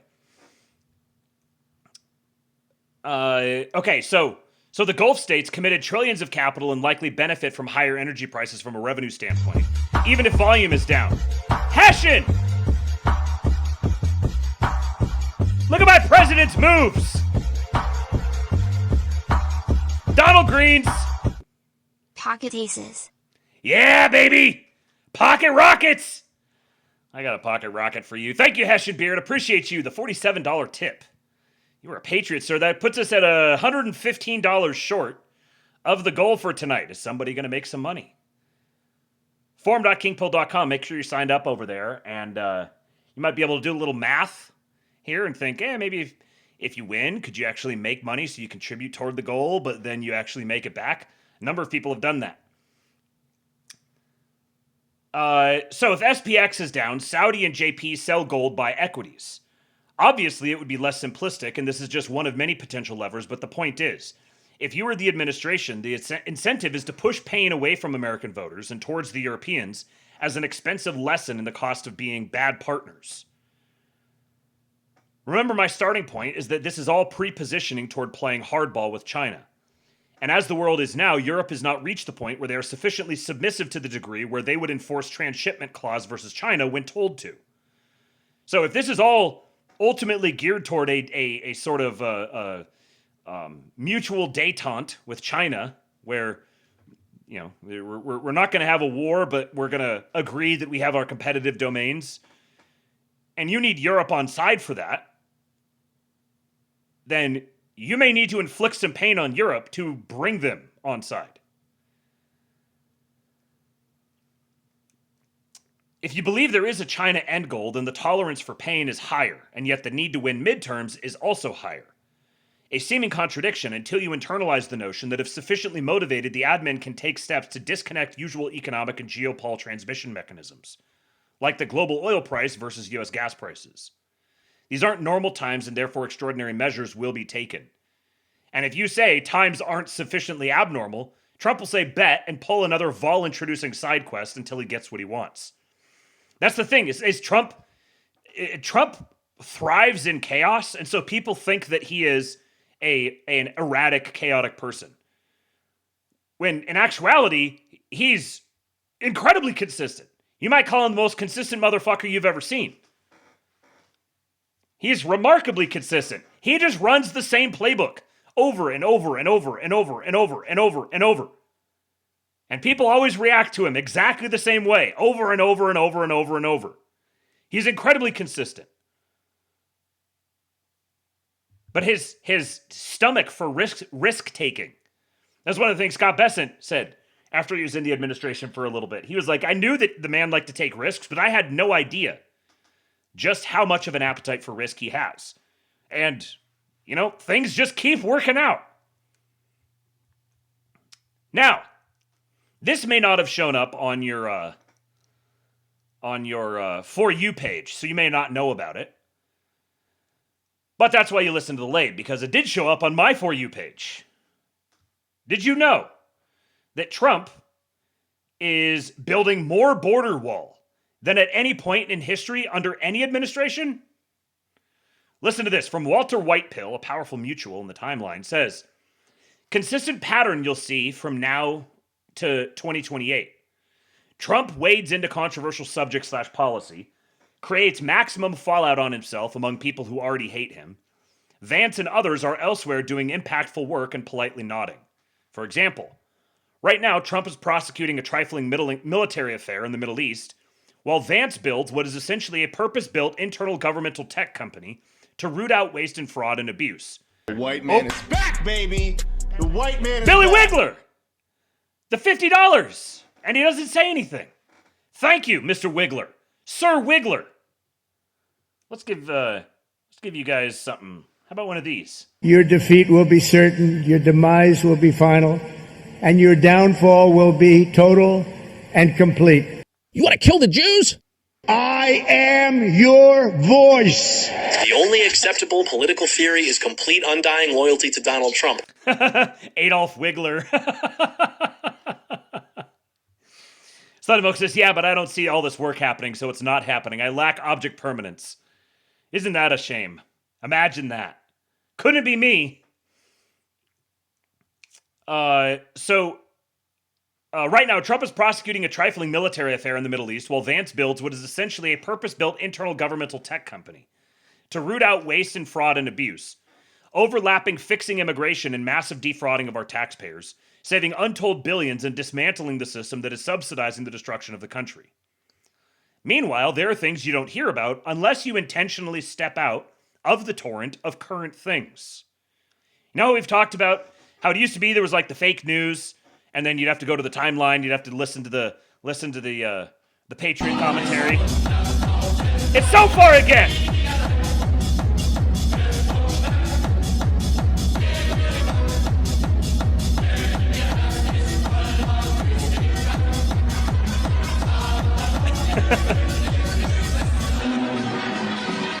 Breaking the euro with the dollar?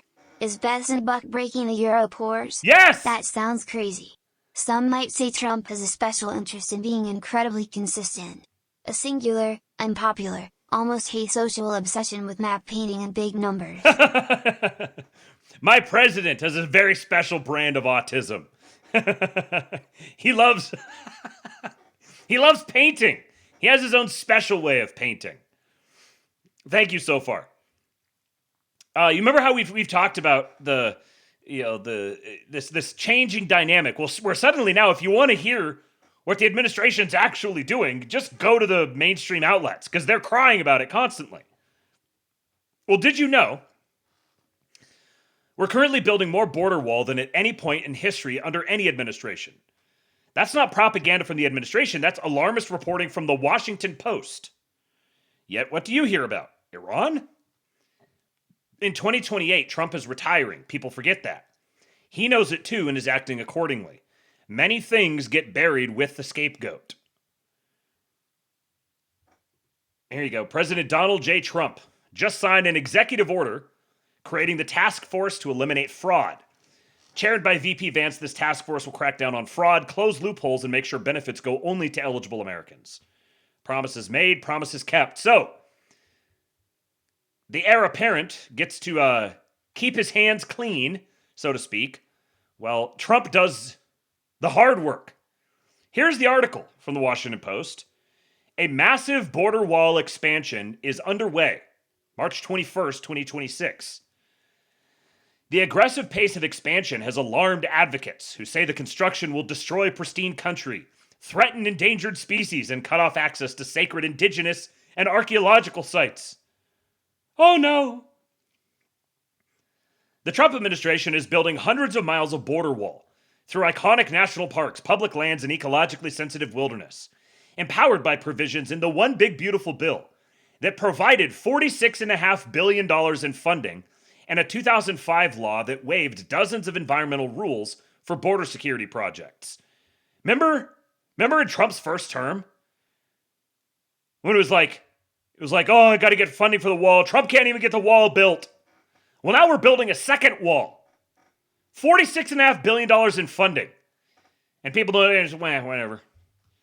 The Smart Wall project calls for a wall in parts of rugged Texas desert that are experiencing historically low border crossings, and a second wall across parts of California, Arizona, and New Mexico that already have barriers from the first Trump administration, according to U.S. Customs and Border Protection documents recently posted online.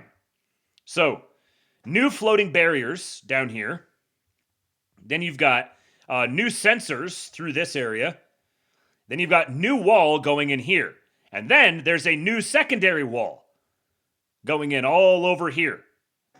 The southwestern corner of New Mexico, all the southern border of Arizona, or most of the southern border of Arizona, and then most of the southern border of California. The aggressive pace, 3 new miles of wall a week. 3 miles of wall a week has alarmed advocates and national park staff who say the construction will destroy pristine country, threaten endangered species, and cut off access to sacred indigenous and archaeological sites.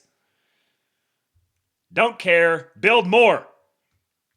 And it has sparked an unusual degree of bipartisan pushback, with sheriffs, conservative county judges, environmentalists, and Texas state lawmakers lobbying Trump officials to change course. Thank you, Washington Post, for letting us know that there are Texas state lawmakers lobbying Trump to stop building the border wall. This is one of the largest public works projects in recent history for the U.S., said Eamon Harity, Wildlife Program Manager for Sky Island Alliance, a conservation nonprofit based in Tucson. It's fairly scary to think about the lack of oversight, the complete authority to build these walls without considering the environmental impacts. The lack of oversight! The literal presidential administration is building a border wall, but there's no oversight!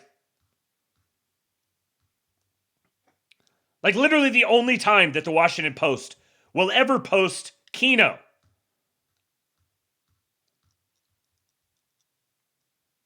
Cardinals are such beautiful birds, man. Eastwood has gotten very much into birds. We've got a bunch of bird seed on the back porch now, and he and Amy went and made a little garden with and then have a little water dish, like a little ceramic water dish that's out there, and the birds love the water.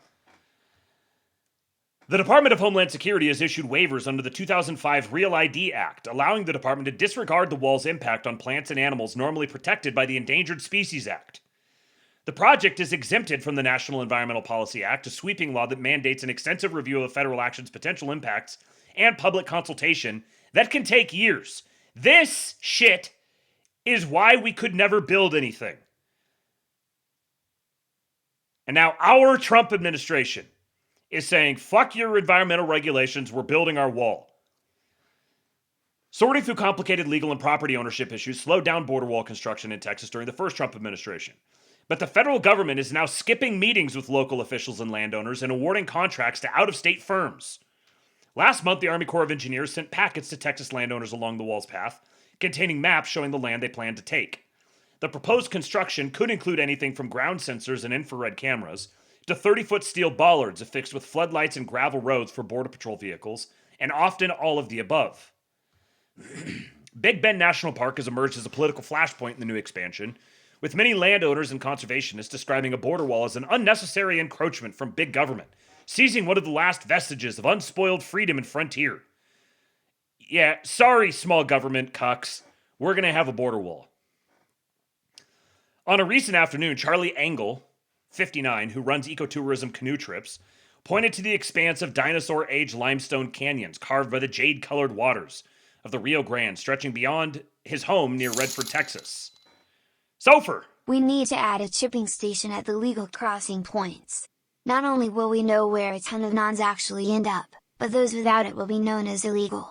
I suppose we could use papers or something like that, if we want to be moral or whatever. A chipping station. I'm imagining like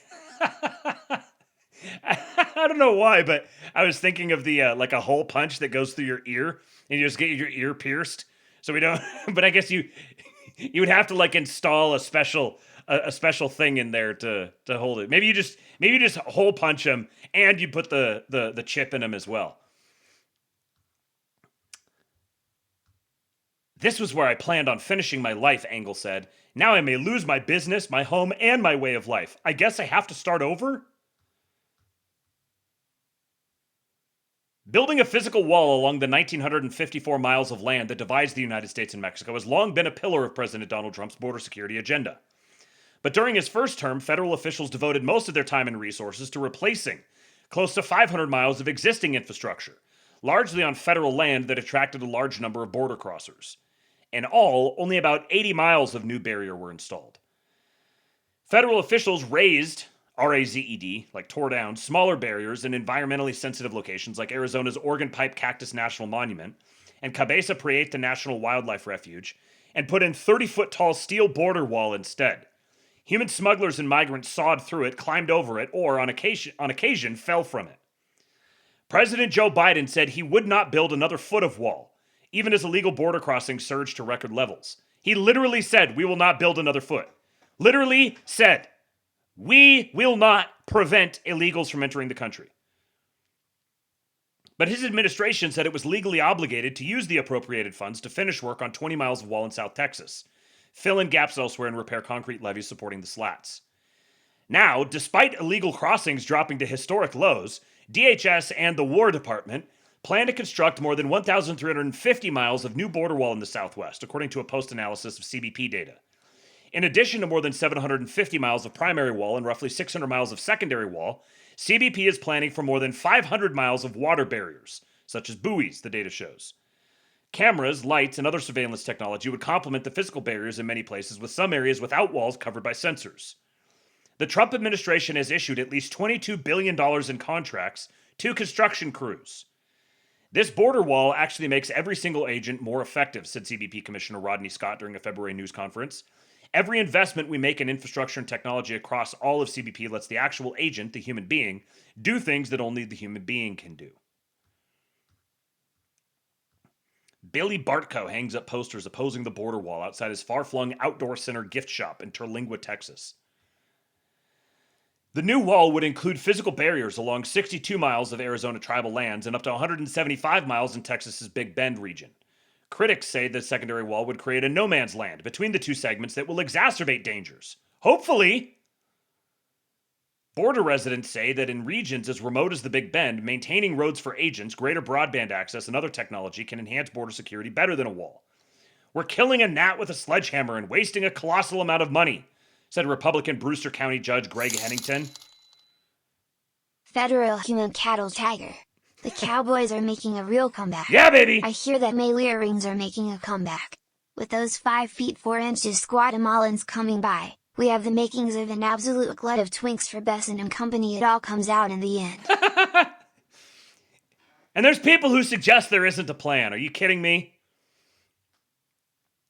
Outgoing DHS Secretary Kristi L. Noem has said that when Americans elected Trump, they voted for a border wall that will, quote, continue to protect us for generations to come. Senator Mark Wayne Mullen, Republican from Oklahoma, whom Trump has tapped to succeed her, also supports the construction. Texas leaders and those living in the Big Bend region said they always thought they would be exempt. Trump himself has described the rugged terrain as being gifted with natural boundaries. The arid landscape with its sheer cliffs, punishing heat, water scarcity, predators, and rugged mountains saw significant increases, 89,000 encounters, in unauthorized migration during Biden's term. But that number was a small fraction of the millions of illegal crossings overall. Who cares? Stop them all! If it turns out the natural boundaries don't work as well, we're going to put on natural boundaries in there.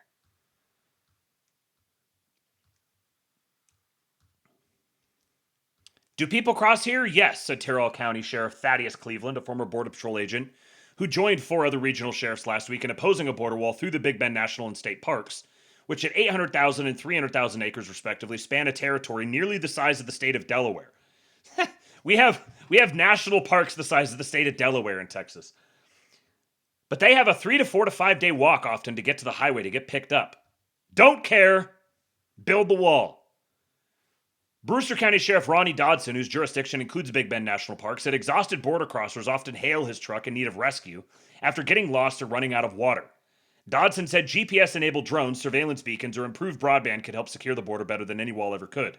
Since Trump entered office, he said encounters are near zero in the Big Bend. Whatever he did to shut the border down, he said, Trump shut it down pretty good. CBP published an interactive map late last year indicating where construction had begun and where crews would soon begin work, but it wasn't until the local newspaper, the Big Bend Sentinel, publicized the news in February that the wall would be built through the national park there, that local officials started calling state lawmakers in an effort to lobby the White House. So, it gets published in the newspaper, then local officials start calling state lawmakers, trying to get them to lobby the White House. Residents panicked on social media, and soon the alarm was reverberating among Southwest nonprofits, businesses, and environmentalists. Tourism generates more than $54 million for the local economy, largely from hotel occupancy taxes, recreation, and food sales. More than 500,000 visitors flock to the state and national parks annually to canoe the Rio Grande, hike the canyons, and indulge in the delightful oddities of a place 100 miles from any big city. Suddenly, flyover country is the sacred place that has to be preserved. That isolation has fostered a sense of community between the U.S. and Mexican towns on either riverbank, which a wall could sever.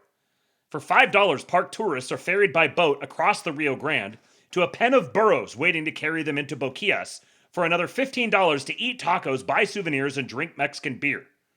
At Big Bend National Park's hot springs, sunbathers could swim 40 feet to the Mexican shore and buy $10 tamales from a family that prepares them beneath a thatched hut. Nosotros vivimos de esto, said Juani Ramirez, a Boquillas resident selling hand-sewn tortilla warmers and beer koozies that say, "No wall" in blue and red thread. We survive on this. No! Don't protect the borders. The tortilla warmer vendors will have to find something else to do. I like how they're like delineating just how easy it is to move back and forth between the countries there. And that's why we shouldn't have a wall. Billy Bartko, who offers Jeep tours and river trips, said that if the wall is constructed, it would cut his sales by 75% and deter many workers who cross over from Mexico via the river. Bartko is among several locals pushing to designate the region a dark sky destination, which would protect stargazing views from light pollution to draw more people to the region for epic stargazing and astronomical research. Any installation of bright lights for border security would also sink those aspirations. They're really pulling all the stops out here, man. Any wall construction, local leaders said, could also interfere with the hydrology of the Rio Grande. Contractors would bring in equipment, stage material, tear up local roads, and stress the local infrastructure, already burdened by hundreds of active duty soldiers deployed on a border security mission. What's that? Hundreds of active duty soldiers deployed on a border security mission?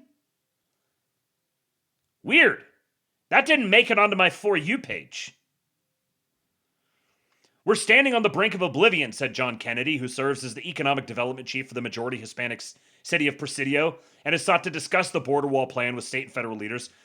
If a dude's name is John Kennedy, he is literally, like, legally obligated to hold public office somewhere. Construction of physical barriers in the fragile ecosystems of remote Arizona, New Mexico, and Texas could deplete scarce groundwater resources and disturb animal migration patterns and other plants and wildlife, according to wildlife experts and other scientists. What does literally any sort of human civilization do? The existence of a city can deplete scarce groundwater resources and disturb animal migration patterns and other plants and wildlife. You can see how the environmentalism movement is really just anti-humanism. In Texas, a small but growing black bear population in the Chiso Mountains of Big Bend depends on the annual influx of male bears from Mexico to sustain the population, according to retired National Park Service wildlife biologist Raymond Skiles. Likewise, smaller groups of jaguars, antelope, and bighorn sheep that live on one side of the border would be unable to pass through the border wall to find food and water to survive and link up with the main populations to reproduce, said Aaron Flesch, a research scientist at the University of Arizona. A jaguar is not going to climb a 9-meter border wall, Flesch said. Cutting off 2 or 3 isolated individuals that are in the U.S. from the many thousands to the south is going to basically end any potential of that population to recover without human intervention. I guess you'd better be working on capturing and transporting jaguars, motherfucker.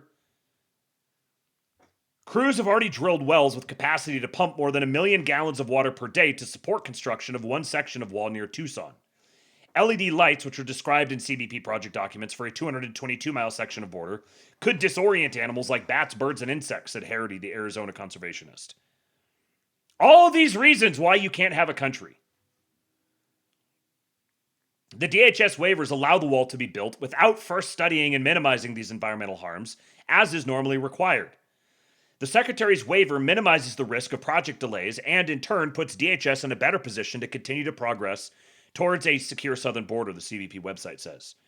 The double wall in Arizona is expected to be built 150 to 200 feet north of the existing wall. It could run through the Quito Baquito Springs, in Oregon Pipe Cactus National Monument, and would probably trap animals, said 3 Interior Department staffers, who spoke on the condition of anonymity because they fear being fired. The site contains the only surface water within hundreds of miles on the U.S. side of the border, making it critically important to local wildlife and Native Americans, said Lorraine Marquez Eiler, an elder of the indigenous people.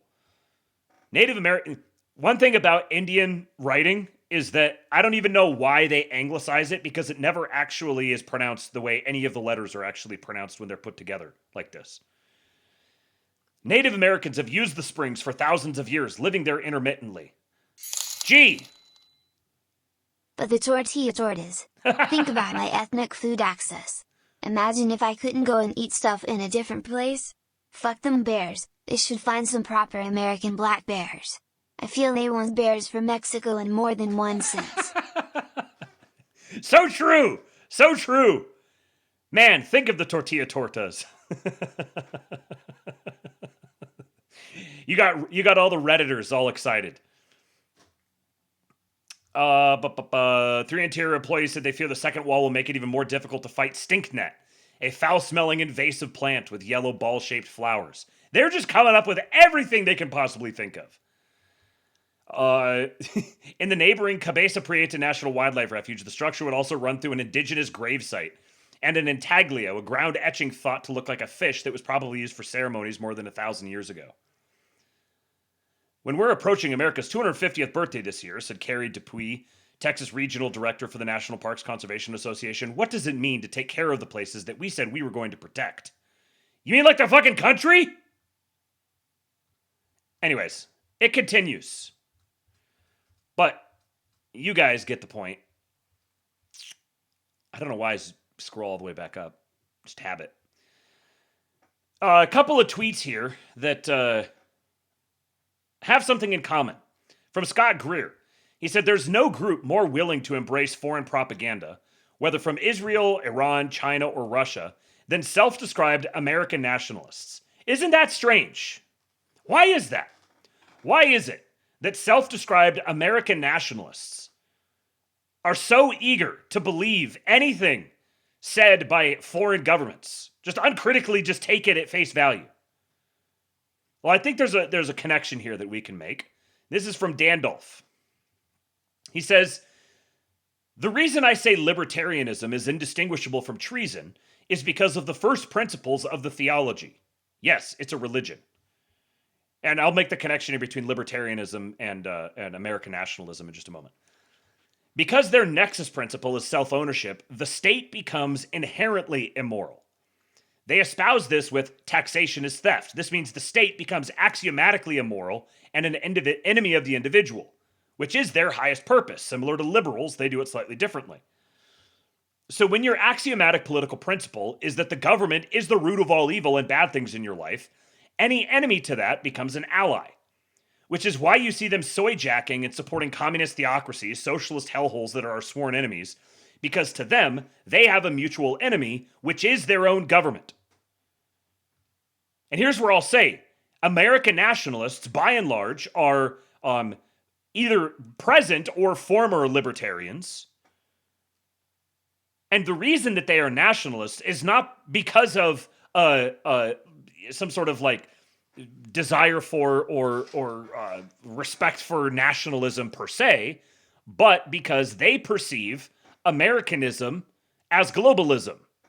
And so nationalism is the response, the dialectic partner to globalism. If you don't like globalism, you must be a nationalist. Well, if Americanism and globalism are the same thing, then nationalism, being anti-globalism, must necessarily be anti-American as well.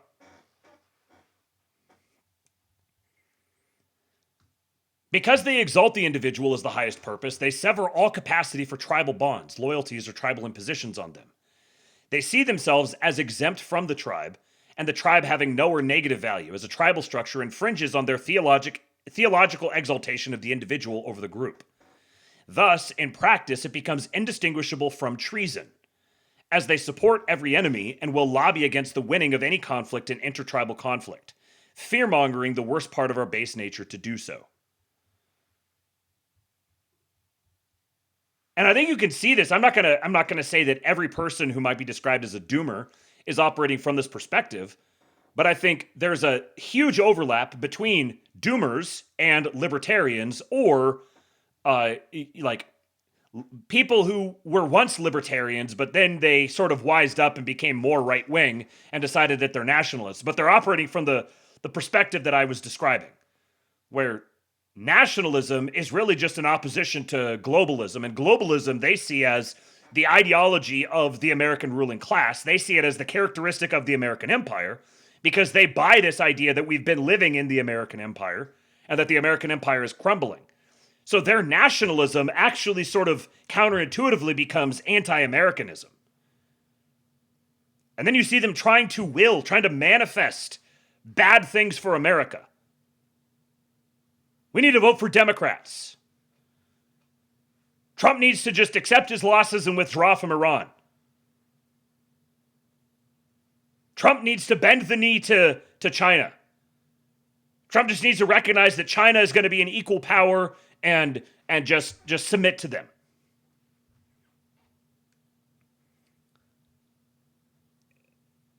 In that vein, here's a reminder of what my president does to libertarians.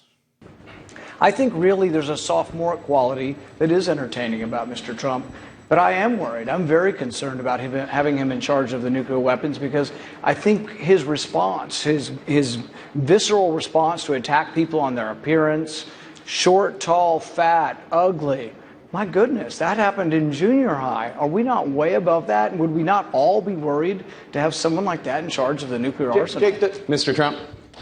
I never attacked him on his look, and believe me, there's plenty of subject matter right there. That I can tell you. But Jake, I want to give Mr. Trump.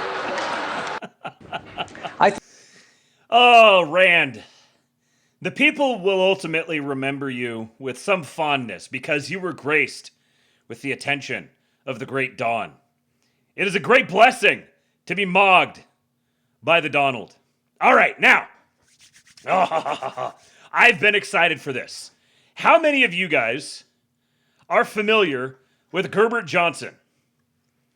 Those of you who have been watching since before the Lab began, the old King Pill days, you may remember Cooper and I doing a little bit of Gerby appreciating. Well, tonight, the man has returned. He actually was AWOL for a little while, and he just posted again, just recently. I don't even know how to describe Gerby.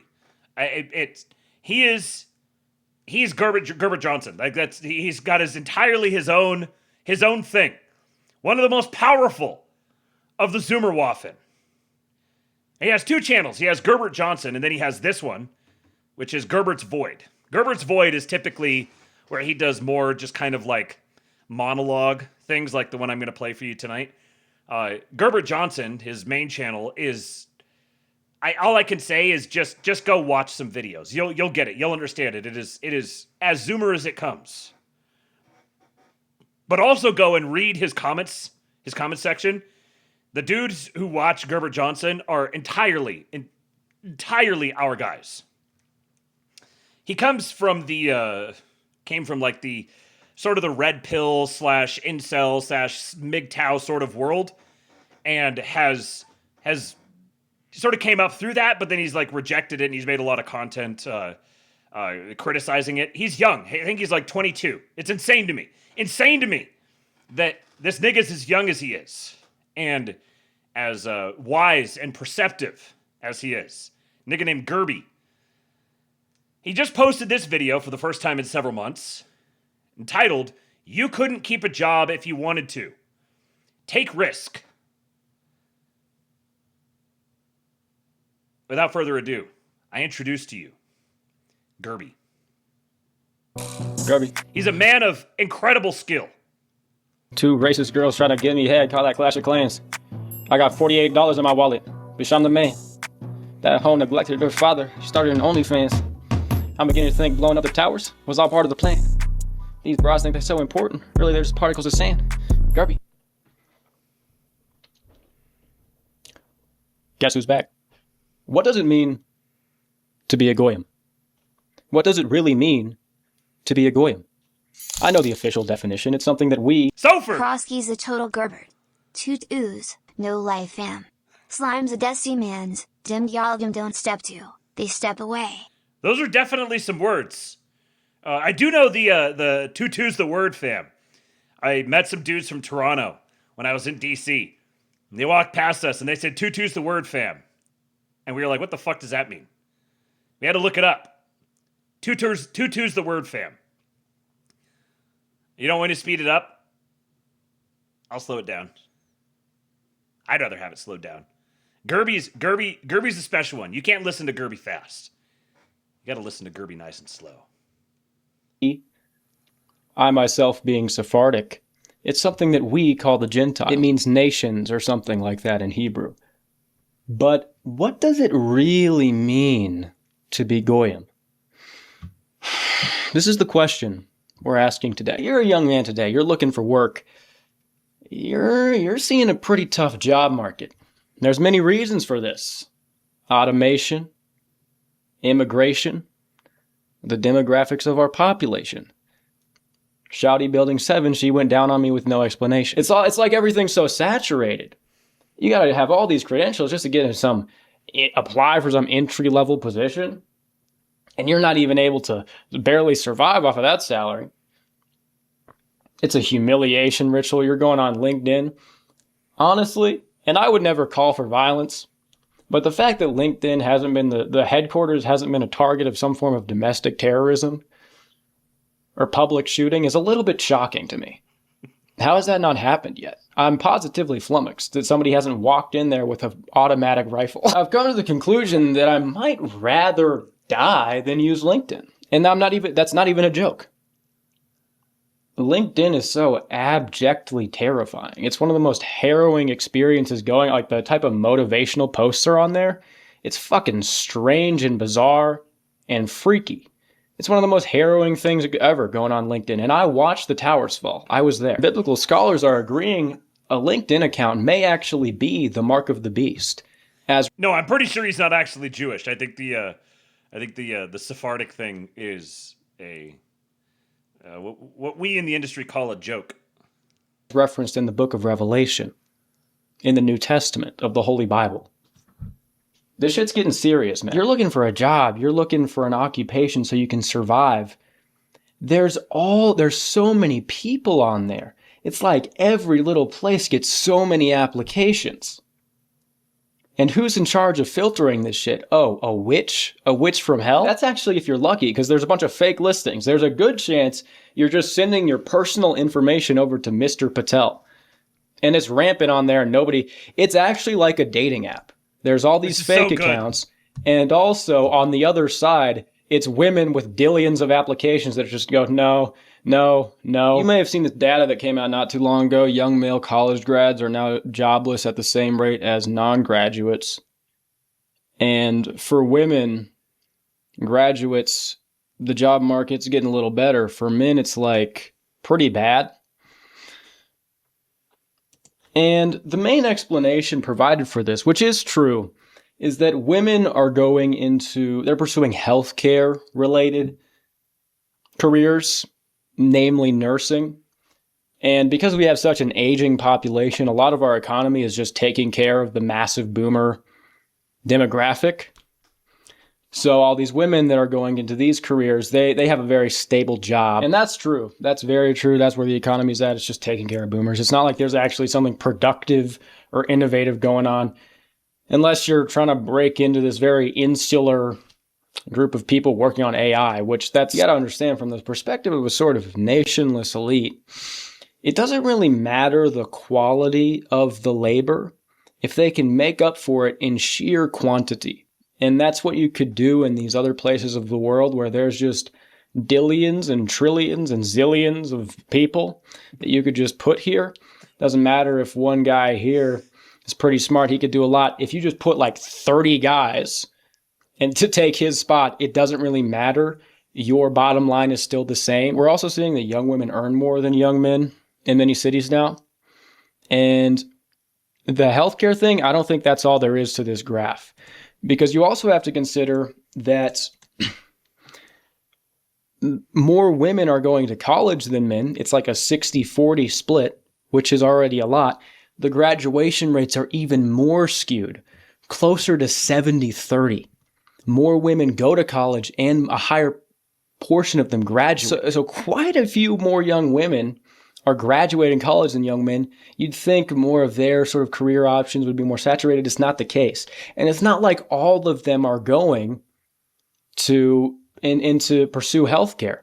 A lot of them are getting these liberal arts degrees, and they still end up with a better job market. I'm not saying they're completely immune. Like, if I have some female listeners, it's still tough for you. I'm not trying to gaslight you or whatever, but there is something there. I think they're also preferred for these sort of corporate jobs. And a lot of these are slop.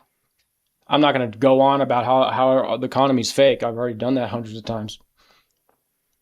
But a lot of these are slop, and I think women are just better at it. They're just going there. They're good at doing the multitasking, just listening and doing it. The same way they kind of do well in the school system. You also have to think about who's making the hiring decisions. It is overwhelmingly women, And the people who own these companies, smaller companies, companies in general, they're boomers. So you have to think about these things. There's a weird dynamic when a woman...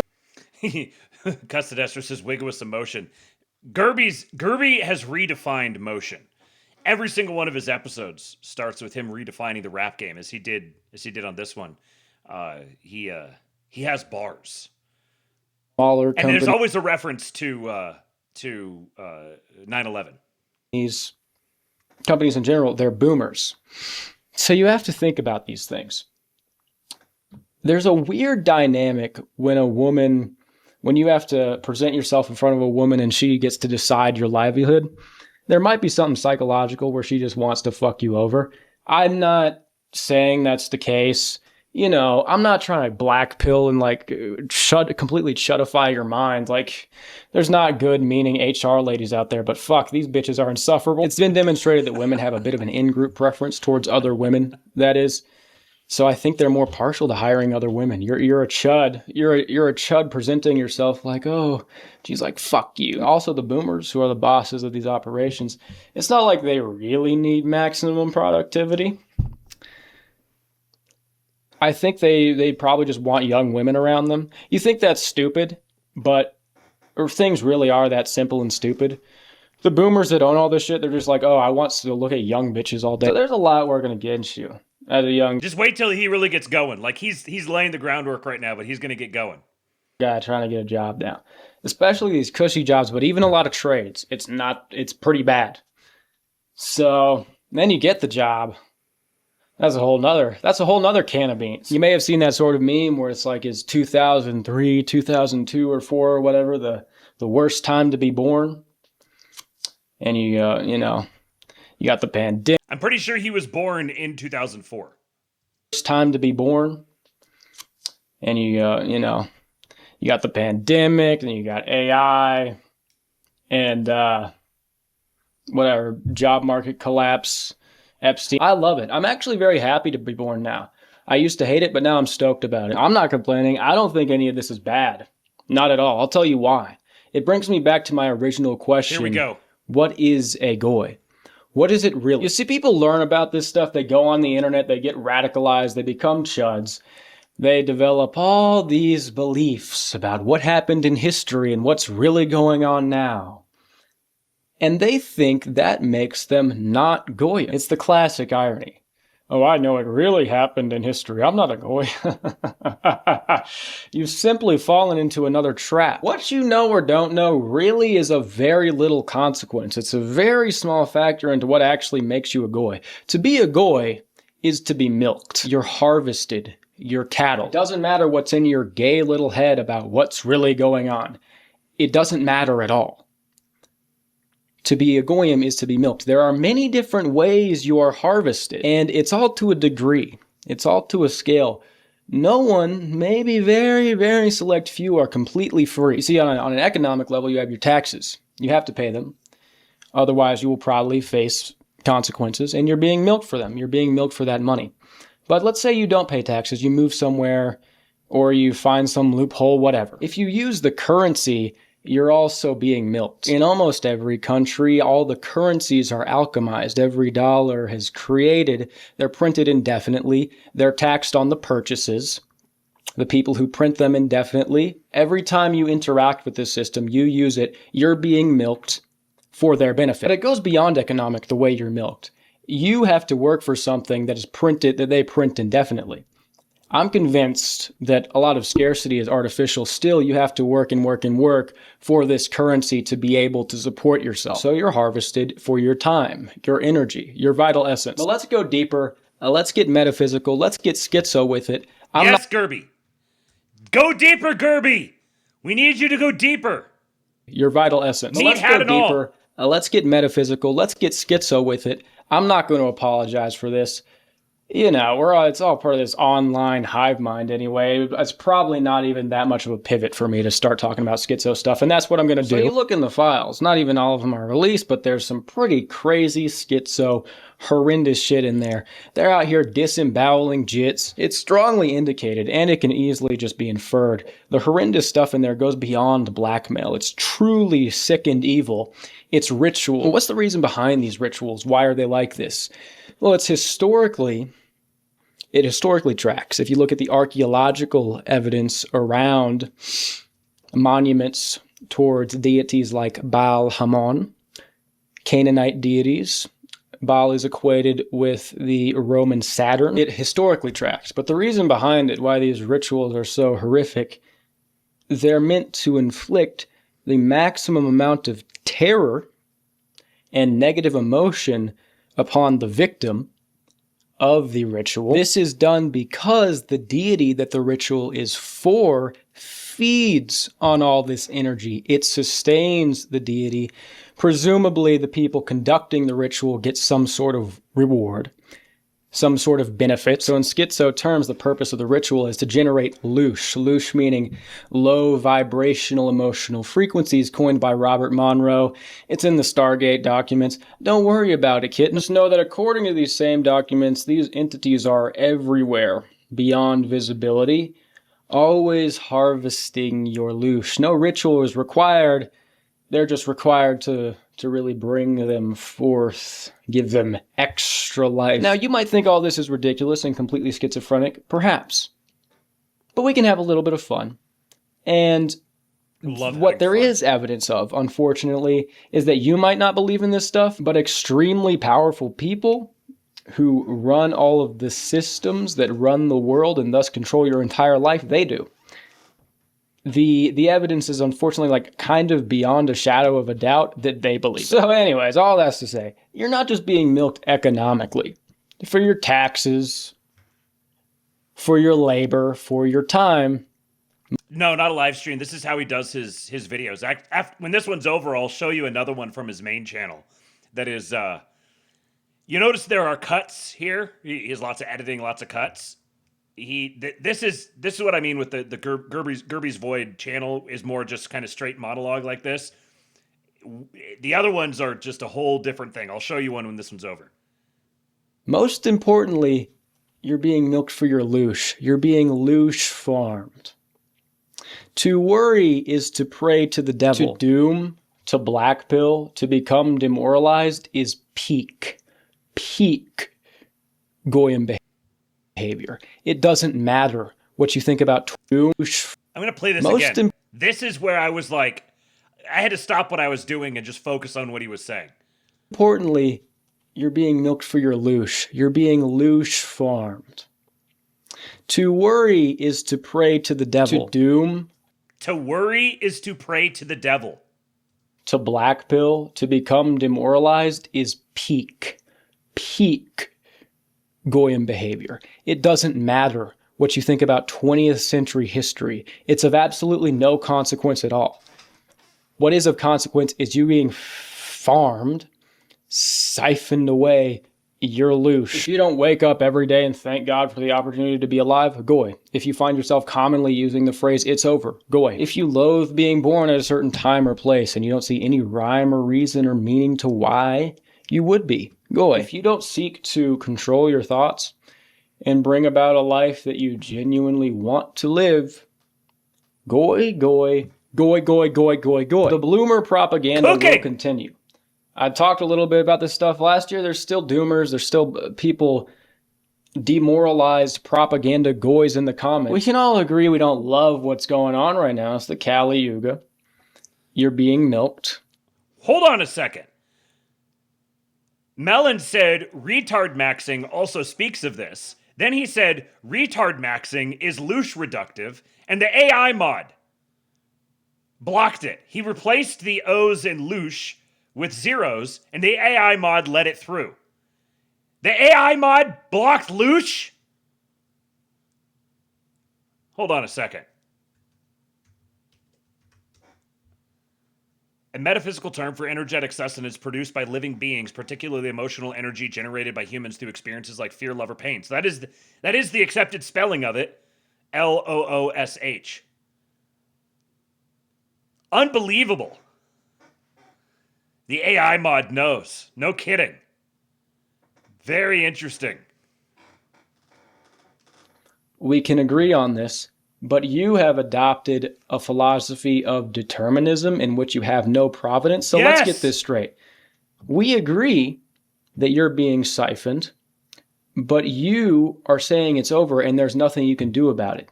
How are you supposed to be anything else but a goyim?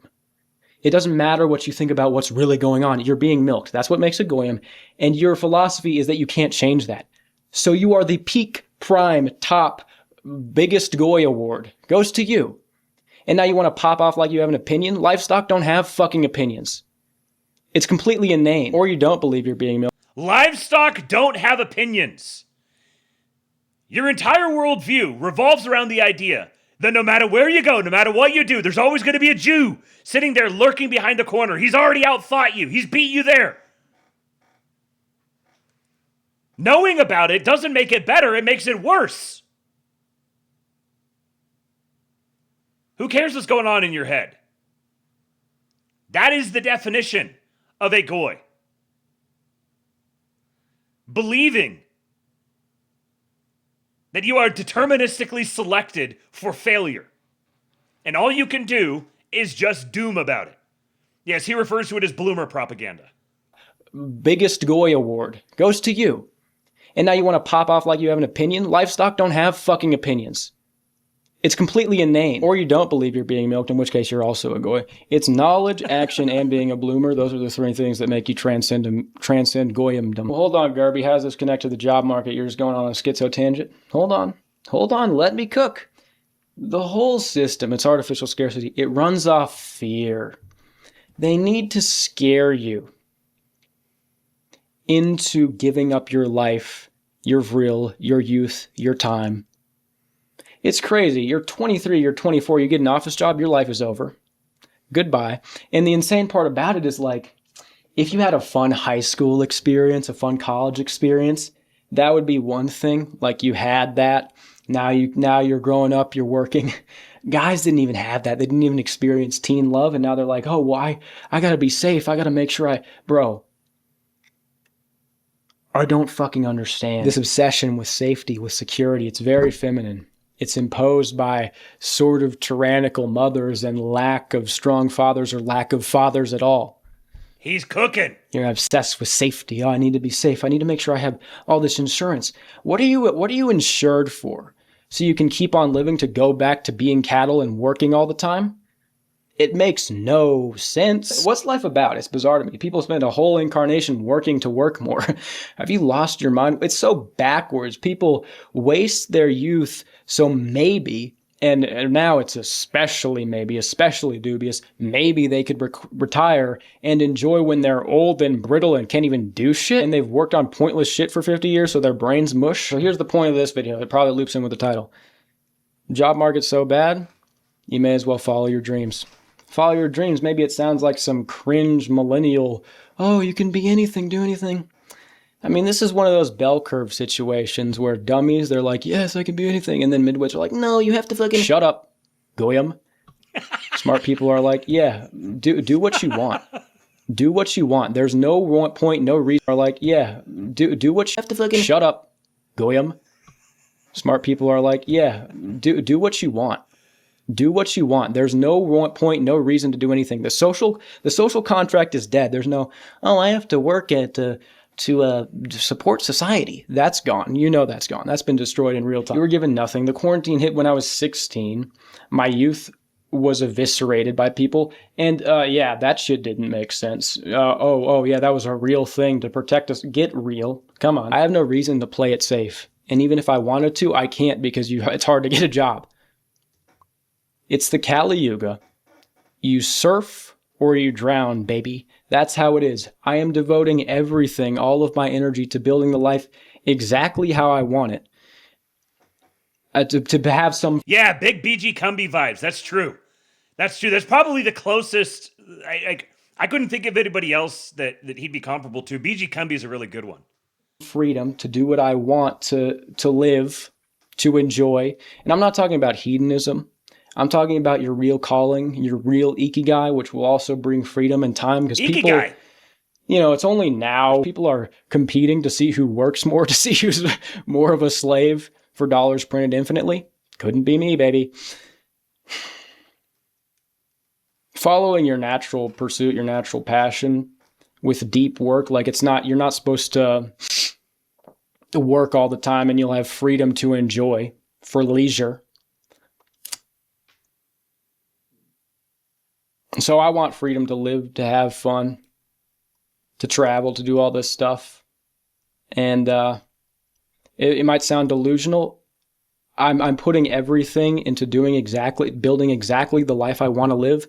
Nothing else is worth it. It's not worth it being alive just to live longer, just to work longer, to be alive, to work. No. Have you lost your mind? Even if you wanted, you can't even do it now. And that's why I like it. That's why I like being born now. It's easier now than ever to be a hero, to stand out. Yeah, it's time to put it on the line. Yes, follow your dream. Do what you want. What makes you feel good. What you like. What you're good at. What fills a gap that you see. Do that. There's no room for anything else. Women out-earn men now. You can't even get a job. Nothing makes sense. You have to lean into your edge. That's the only way. That's the only way. Yeah, I get it. You look around right now, you see a lot of stuff you don't like. Wait, what? That's the only way. Yeah, I get it. What did you mean by this? Pause just a millisecond too late. But close. You look around right now, you see a lot of stuff you don't like. Guys are getting addicted to pornography when they're young. It's messing with their brains, taking their innocence to rape. All these girls are starting OnlyFans. I love how millennials are the archetypal retard in this schema. My entire cringe millennial life has been so that I can glorify Votan, eliminate the Semitic peoples, and glass the third world. If not me, then my son. I will be the Lido to my son's paw.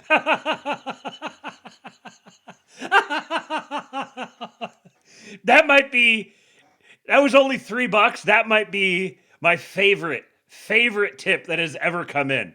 I don't mean to disrespect the $3, but you know what I mean. That's tremendous. Millennials are the archetypal retard in this schema. My entire cringe millennial life is spent so that I can glorify Wotan, eliminate the Semitic peoples, and glass the third world. If not me, then my son. Beautiful. Glorious. That was Sofer again. So far, Sofer. Look around right now, you see a lot of stuff you don't like. Guys are getting addicted to pornography when they're young. It's messing with their brains, taking their innocence to rape. All these girls are starting OnlyFans. Rape. Then the owner of OnlyFans donates to APAC. They buy Tomahawk missiles. They shoot it at school children. Yeah, we know. It's the Kali Yuga. Tell me what I don't know. Are you going to surf it or not? Are you going to take the reins? Are you going to control your reality with your thoughts? You think that sounds all fruity, like a crystal girl or whatever. All the most... Stop raping, sir! All the people who run yo shit believe it. And they convince you that's not real. Because you're goy. It's very, very real. This is not a mundane physical world where you just need to go to work 9 to 5 because that's all there is. So yeah, I'm putting it on the line. I'm not going to participate in some humiliation ritual to go work for goy bucks the rest of my life. No sirree, Bob. Think I'm delusional? That's fine. Maybe I'll end up on the streets. I don't care because I'm tired of being scared. They want to scare you into being a goy. I refuse. What I'm not going to do is go out like a fucking punk. I'll go out on my feet. Okay, I'll be a vagrant. That seems kind of fun. Maybe squatting in all the houses that are empty because BlackRock buys all of them. Seems kind of fun being free, walking around on the streets. That's not my intention. That's not really what I'm going to do, but I'm not scared of it. That's fine. Better. It's better. Yeah, it's actually better than the alternative. I'm surfing or I'm drowning. They're torturing children. Hey, buddy, they're torturing children. You don't need to go play it safe. What if this happens? What if that happens? Goyim. Kidnapping and insulting little girls. The ones who you're paying taxes to. Don't compromise your future. Don't play it safe. Oh, I need to do this. I need to do that. Otherwise, this will happen. Goyim. Surf or drown, motherfucker. That's why I'm happy. I'm happy to be alive. I'm happy I was born where I was born. Because it is fun. It is interesting. It is... It's not boring. Block out all the noise. Chase your calling completely. Fulfill it or die. There's no room for compromise. Need I remind you what they're doing to children? This is what I said. I said this was, I was like 17 on the main channel. I was like, I wasn't given enough.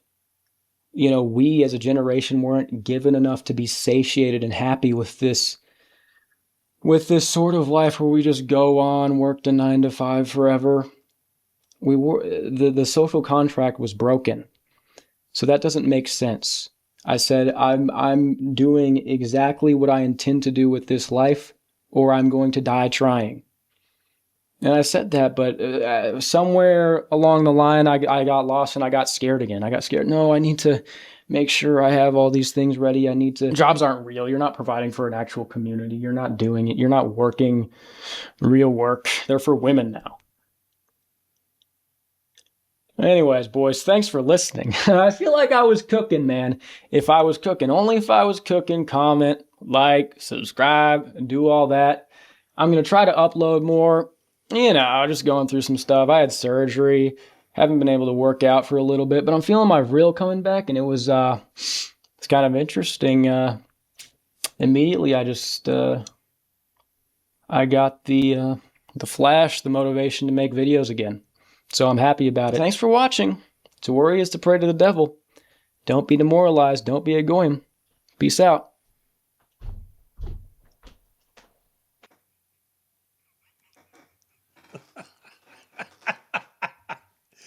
Gerby for president! The N-word! Absolutely beautiful, man. Here's the comments. Bro is finally back from his vacation to Tel Aviv. Stopped mid-stroke to watch this. The fit is some of his deadliest work yet. You need to bloom because otherwise you're getting energy harvested by demons summoned by multi-billionaires is the weirdest motivational message I've ever heard. Gerby 2021, red pill. Gerby 2022, black pill. Gerby 2023, community pill. Gerby 2026, schizo pill. In other words, fuck it, we ball. Gerby uploading is a recession indicator. Midlife crisis in my 20s, fuck yeah. Disappears, drops best rant yet, leaves. Sofer!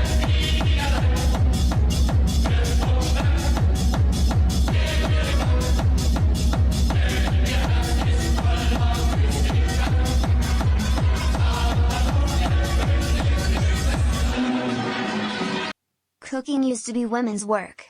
This man is truly the top feminist icon of our age. Always edge, as Gerbert says. So true. So true indeed. You must always be edging. Shoddy Building 7, she went down on me with no explanation as a generational bar. I'm a rabbi and I stopped performing circumcisions on young boys to watch this banger. The neat shall inherit the earth. Okay, two things. First of all, he's talking about being a drifter. He says, I might just wind up being a drifter. This dude is drifter maxing. Falconry Finance says, everyone's capable of learning these skills. Everyone will have to practice these skills if they don't want to pay $750,000 for a gigantic house made exclusively as a financial vehicle. Everyone's wondering why I'm not allowed to go to the store. About 1.5 years ago, I built a cabin on federal land in Oregon, lived there for about 7 months and then got busted. I cleaned up the site, paid the fines. I'm banned from about 13 different lakes in Oregon, but after that, I got a completely clean slate. I moved to New Mexico in the mountains, 8,500 feet elevation, with 1 month left of summer with the goal to build a cabin and live in it through the winter. It's now getting to the end of winter and I'm not satisfied with the difficulty level of that challenge. So next winter, with only 2 years of bushcraft experience, no gardening experience, no hunting experience, no water collection experience, I'm gonna try to live off the land with just the tools I've accumulated over the last year and the buildings that I've built in the last 6 months. I have all spring and summer to prepare and I'm going to do my best to make it happen. Wish me luck, follow to see if Will survives. Willie leveling up. I bought a pump and I may or may not be pumping water from the creek into there. My trees are planted too close together. Fruits are doing all right. I didn't know they were 4-packs, so I accidentally ordered 40 strawberries. Also accidentally ordered 16 tomato plants and 16 pepper plants. But I guess that can't hurt. I also got to grow about 85 billion potatoes if I want to survive next winter. Actually, just about 200 to 300. The pups are happy and large and growing still. And they like bones, big bones. Workstation and cabin looking beautiful. All this is about to turn green, guys. Be ready. You can already start to see the green popping up. Ducks and chickens are coming in a week, so I need a coop. It's also time to start catching fishies and rabbits, so I gotta get the smoker done. So many things to do. But Will survives, baby. Guys, also TikTok's gonna get banned, dude. Just go subscribe to my YouTube page. TikTok, I have terrible news. You know how the bear ate my basketball? Or mountain lion? I don't know. Well, he came back. He came back. Whatever animal it is. It also likes to dig holes. It dug this hole for some reason. Ripped up my plastic. What a freaking mean guy. But the worst part about it is I had my game camera covered up by my shirt. Oh, I didn't get any footage, and I don't even know for real. And I gotta buy another basketball, and I'm a little scared now because bro keeps coming back to my camp and messing with. I'm definitely going to be facing these a little closer now. I need my roof to be strong in case it walks on top, and I'm... Katsadestra said, this is the generation who grew up playing Minecraft. Notch is a fucking political genius. No kidding. No kidding. The incredible thing about this is that he can do all of this and also support himself, make money for himself by documenting it on the internet. I just got stuck watching a video earlier of a guy who goes around and pressure washes people's driveways and sidewalks and stuff for free. And he just posts them on the internet. So he gets paid through social media. And so he just goes around and does this free for people around the neighborhood. I cannot get enough of this shit. Definitely going to be building a fence around the perimeter. Really hoping it's a bear. Bear I'm not that scared of. I could scare a black bear away. But it's not making any tracks. And I think I have been hearing a big cat at night. I'm gonna start peeing everywhere and cutting my hair, spreading it around. I live in the woods. I got nobody to talk to, and there's so many bugs. That's such a funny transition. I'm gonna start cutting my hair and spreading it around. Cutting my hair, spreading it around.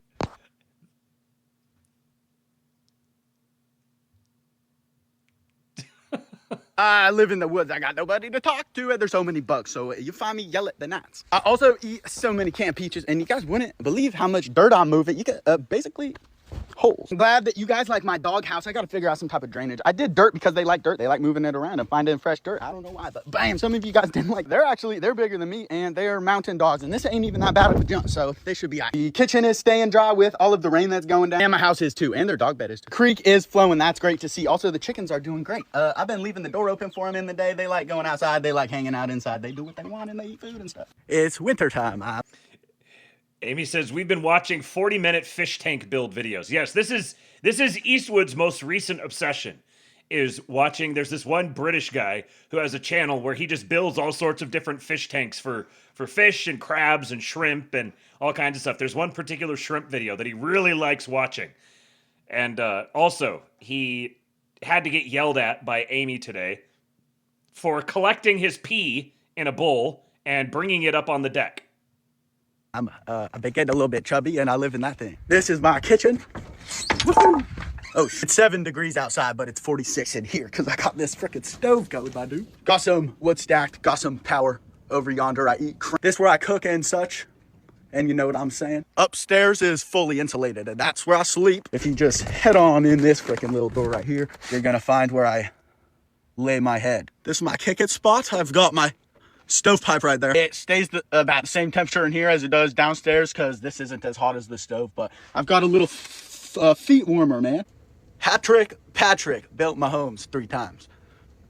Peace out, peace out. I'm gonna go off of the lamb, get some big ass dogs, some lambs. I can't remember what the guy's channel is. Actually, it might be in the...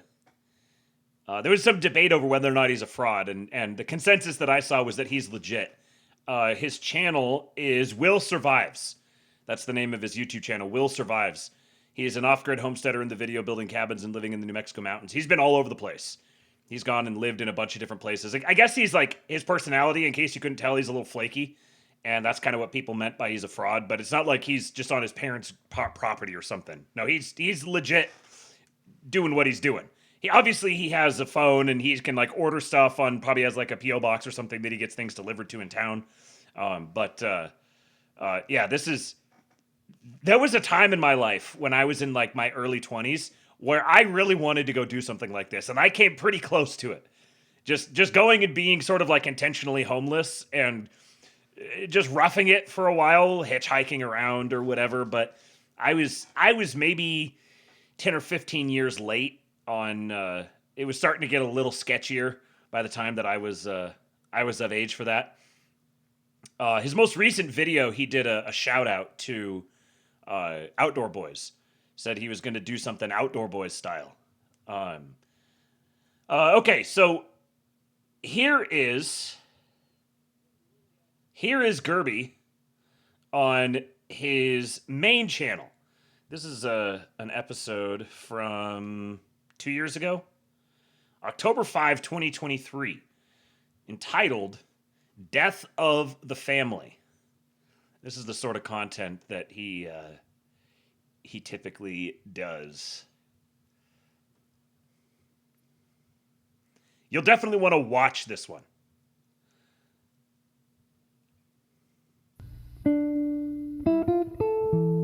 Hey everybody, welcome back to Disillusioned Young Man Talks About the Maladies of Postmodern Society. When a man and a woman love each other very much, what usually happens is they take off all their clothes and they go to a secluded area, often referred to as the Temple of Pork by scholars and millions of other Americans, wherein what happens inside is largely a mystery. My buddy Raul said it's pretty crazy, but promptly thereafter a flying squirrel will deliver them a basket on their doorstep, and inside of this basket is something called a baby, which is basically like a little guy. And then right there what you have is called a family. Now the alleged issue is basically like a little guy. That this whole process is happening a lot less. Marriage rates are falling, birth rates are falling, and people will go through this whole process, the Temple of Pork and all, and then not stay together afterwards. And I mean, I totally understand. I can hardly live with myself, let alone some dumbass bitch. Am I right? But the real question to ask here is, why is this happening? And also, like, is this even really a bad thing? Or is this just an antiquated, oppressive system that we're happy to be rid of? As a anthropologist and a graduate from the University of Phoenix, I seek to answer these questions. But first, let me establish that the institution of the family is objectively failing. People are getting married later, if at all, and then when they do get married, they get divorced most of the time.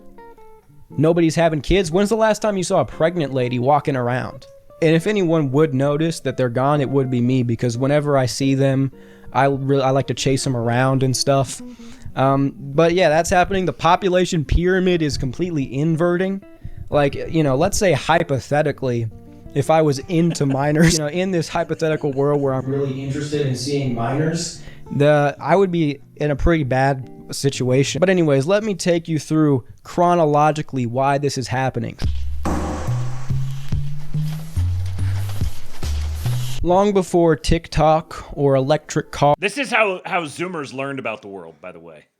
This is school. School for Zoomers. Long before TikTok or electric cars or the beloved ASMR mommy-dommy girlfriend snuggles her good boy, when children used to frolic the fields and pick berries from the vibrant bushes. The pre-industrial era. In this era, people lived in extended families. Both parents, lots of siblings, aunts, uncles, cousins, grandparents, all lived in the same community and oftentimes even under the same roof. In this system, both parents stayed at home because generally work and home were the same thing. It was the agricultural economy. And this was the system for most of history. And I don't want to make it out like this was perfect or anything. You know, every once in a while, some dudes would roll through your village, starts throwing javelins at all the bitches and having their way with your women and, you know, killing everybody, which wasn't very chill. But then a young fella named Philip Industry created something called the Industrial Revolution, and everything changed. In the new industrial economy, the extended family was a lot less viable, and we transitioned into the nuclear family unit instead, which fit the needs of industrialization a lot more. In the nuclear family unit, the husband goes to work because men are the stronger laborers, and the wife stays home and is the homemaker. They take care of the kids. The nuclear family unit worked well, but because it's not like our biological standard, it's not how we've lived for most of human history, it's a little... This is thus far actually one of the less schizo, more stationary sets that I've seen in his videos. A little bit more fragile, and it requires certain conditions for it to work well. As you will see, these conditions are no longer being met now. And in some ways, the extended family is ideal, but generally now people are a lot more spread apart. If you can get everybody in the same place, great. But the nuclear family is what we need to make work. And the nuclear family did survive and seemed to work for a long time. It peaked between 1945 and 1965 in America, which was the golden age of marriage, where 95% of people got married. Big money, bitch. Hey, grandma. You see it's growing. It's no secret that we have a lot of economic problems today in the Western world. And while we might have high, like, GDP or whatever, this is awfully misleading. A man used to go to work and with his one wage be able to provide for himself and a whole family and buy and own a house. This was true whether it was an office setting, hard labor, or even a service job. But now men with these types of careers have a hard time supporting just themselves a lot of times, which is oftentimes what's happening now due to the stats I talked about before. Guys are working just to go home and support themselves, which is kind of like, what's the point anymore? Because the only real reason people had motivation to work is because of cooter. To have a family and support them, put food on the table. It was a sacrifice. So true. But now, what are you working for? To go home and like Valorant? Starfield? It gets good after 15 hours. Are you out of your fucking mind? Every second, death draws nearer and you get older. And you want me to spend 15 hours on a game before it gets any fun at all? Do you want to be alive? I don't think you do. I think it's almost like you have nothing to live for. But anyways, why is the economy like this? Why can men really no longer buy a house or support a family on their one income? The first thing is Note, prominently displayed, because Gerby is a patriot. Inflation. The purchasing power of the dollar is less, and wages have not been raised enough to account for this. And it's like, whatever if $5 footlongs now are $8.50. But if a $500,000 house is now $850,000.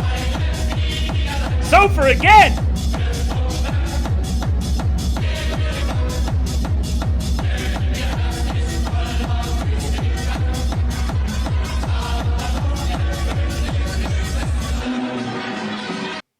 The nuclear family structure predates the Industrial Revolution by hundreds of years though. Rather, it existed in northwestern Europe in the late medieval and early modern period. It, along with the Black Death, are why Anglos invented last names. Interesting. I'd heard about the nuclear family existing before. I didn't realize the connection with the last names, but it makes sense, actually. Now that you say it. That's the thing, is like a society of nuclear families requires a particular type of cultural inclination. It requires a particular type of moral fiber in order for it to be functional. It's really a nuclear families, that structure is very Anglo itself. The extended family thing is the nuclear family being an Anglo thing sets it apart from the rest of the world. Extended families is much more a non-Anglo thing. AKA, we need to deport a lot of foreigners. Yes. Very, very true. And that's where it really is a big problem. The second thing is women starting to work, which doubles the labor force and lowers the wages. I just got to give a shout out here to a new commenter with a fantastic name, Spiculus J. Fedwentes. The nuclear family causes the Industrial Revolution, not the other way around. White greatness. White males way up. White males have gone through the roof. White males way up. Sofer here is edging us with the tip goal. We're at $398.40 at the moment. We're $1.60 short. And he's continuing to edge us ever nearer. Shout out to Spickless. This is Gerbert Johnson. The guy's name is Gerbert Johnson. He has a channel, Gerbert Johnson. His other channel is Gerbert's Void. That was the first video. So your work as a man is no longer valuable. Ladies can do it too. Step your game up, you fucking loser. This is a quote from Friedrich Engels, who was a close associate of Karl Marx. The first condition for the liberation of the wife is to bring the whole female sex into public industry. And this in turn abolishes the monogamous family as the economic unit of society. So women now compete with men for jobs, which gets rid of what was called the family wage, which existed before, which, you know, it's pretty self-explanatory what that is. Men were paid a wage that was meant to support an entire family with the one pay. But this is a bit of a double whammy, because there's the economic angle, but also women working and having careers will delay and get in the way of marriage in general because there's nobody at home. To be fair, women do kind of have to work now. There's this sort of, on the conservative side of thing, there's this idea where it's like, no, people are using the economy as like a big, as an excuse. They could still have kids. Like, I don't know. I don't think it's a good idea to have a kid if you are going to struggle to provide basic things. It's completely reasonable to want to be stable before you have kids. And it's just now that's really hard. In 1970, only 36% of people from 20 to 24 were unmarried. The reason why you barely see any young families now is because largely it's not economically possible. It's no coincidence that the only other time in American history that we've fallen below replacement level birth rate was during the Great Depression. So to summarize what I've said so far, in the pre-industrial economy, both parents stayed at home, and this produced the extended family. In the industrial economy, the mother stayed at home, and this produced the nuclear family. In the post-industrial economy, everybody works, nobody's at home, and this produces no family. What about this video is almost 3 years old, 2.5 years old. I wonder what we'll call the post-industrial economy. Is it like the new industrial economy? The re-industrial economy? The re-industrial economy. Where suddenly, see, here's the thing, you have like both parents are at home working on the family business, like the farm or the blacksmith or whatever. But with like remote work and the entire digital world opening up and having new creative ways of making money that way, you actually get almost the incentives are beginning to align again, if people want to take advantage of them, to return to that extended family model.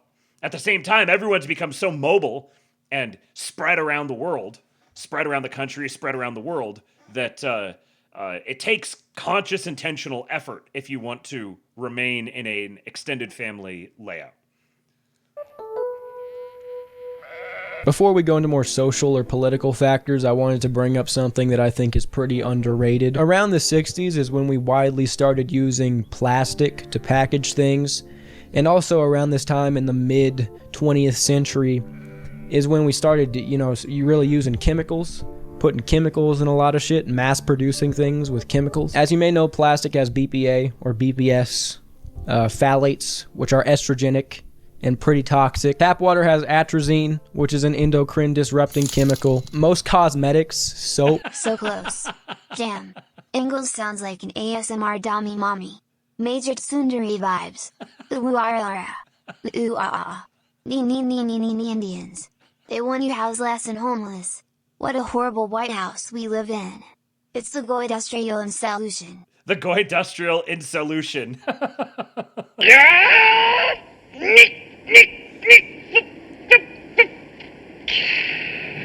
Indians.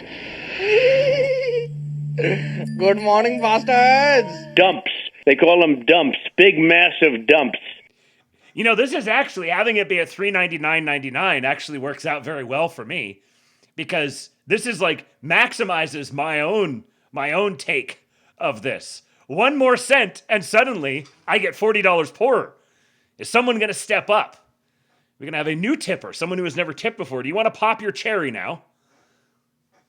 Now is your opportunity. You can ensure that somebody gets a minimum of $40 Only people who have signed up at forum.kingpill.com, though. And fragrances you might use every day are usually riddled with this kind of shit. All of these things disrupt your hormones. He's speaking Amy's language now. Your hormones are what tell you how to fuck. Things you're putting on every day. These lotions, whatever. Got phthalates, malates, shallites, Israelites, all these weird-ass chemicals. You may as well be rubbing cum all over your face. Also in our diet, lots of processed foods can have the same effect. But it is because of these factors that sperm counts are dropping, testosterone is lowering, women are having much more miscarriages, and this is going to curtail the ability for people to form families because first, your nut's not even working anymore. It's swimming around in your balls, and you know there's like microplastics in there. It comes across a microplastic and swims it and like chokes on it. Your nut's like... It's the same thing that's happening with the turtles and the straws. I mean, I don't really give a fuck about that. You'll forgive me for caring more about what happens to my two very own nuts. But this also tells us that a lot of things that we might think are social are actually like there's a sinister underpinning that's going on here that can be the real catalyst of all of it. Even if people want to have kids, they get there, they surpass all these obstacles, then they have a miscarriage. I mean, that's awful. And also how everybody's hormones are being messed with. This will generally impact gender relations. You know, if one of your homeboys suddenly starts craving ween, don't think it's because he's watching too much Netflix or these liberals are brainwashing him. He's probably one of those guys who drinks all of his water out of those milk cartons. Those plastic milk cartons. You're gay! Which are like all the microplastics seeping into his water. The phthalates. He may as well be drinking nut. Walk along through the streets of the city. Oh, we gotta stop fucking because more people will make more people and then we'll run out of all the resources. What do you have, Asperger's? Tasty bread. But really, I mean, everyone was buying this shit. Overpopulation being some big problem on the horizon, really threatening humanity. And there was one big book that spurred this called The Population Bomb by Paul Ehrlich. Of course, all of his assumptions ended up being completely wrong. And looking back at it, it really was all just like pie in the sky, fear-mongering. There was another guy who said the world's population would double every 25 years. I'm so glad that I got to introduce you to Gerby, Bobby Ballbags. It's incredible. There are some of his that, because this is a family show, there are some of these that I cannot in good conscience expose you directly to. You're gonna have to do that in the privacy of your own headphones or something. But he has a couple where, like, he does experiments with Tinder, like replying to chicks on Tinder, or he has one where he had put out a forum and asked people to anonymously submit their most embarrassing horny moments, and he reads them off, and then assigns them a rating on the down bad meter. And oh man, that episode gets really, really dark. I think it's called, is it the one called Confessions of a Bitchless Zoomer? Or that might be a different one. I think Confessions of a Bitchless Zoomer is a different video of his, but the one where he's reading the responses it's the best anti-porn ad that you will ever see in your life. And he has a little like montage interlude in the middle where he actually has some really good wisdom that he puts forth. But our resources couldn't double every 25 years, so that means the world's gonna end, which is it's like an overly systematic, autistic way of looking at it. All of these predictions and the general premise turned out to be completely false. But even if it wasn't, the third world's not gonna listen. They're going to keep on. But the reason it's false is because people have minds and intellect, and the more people there What are, is that? the more geniuses there will be that will be able to find new ways to cultivate, multiply, find new...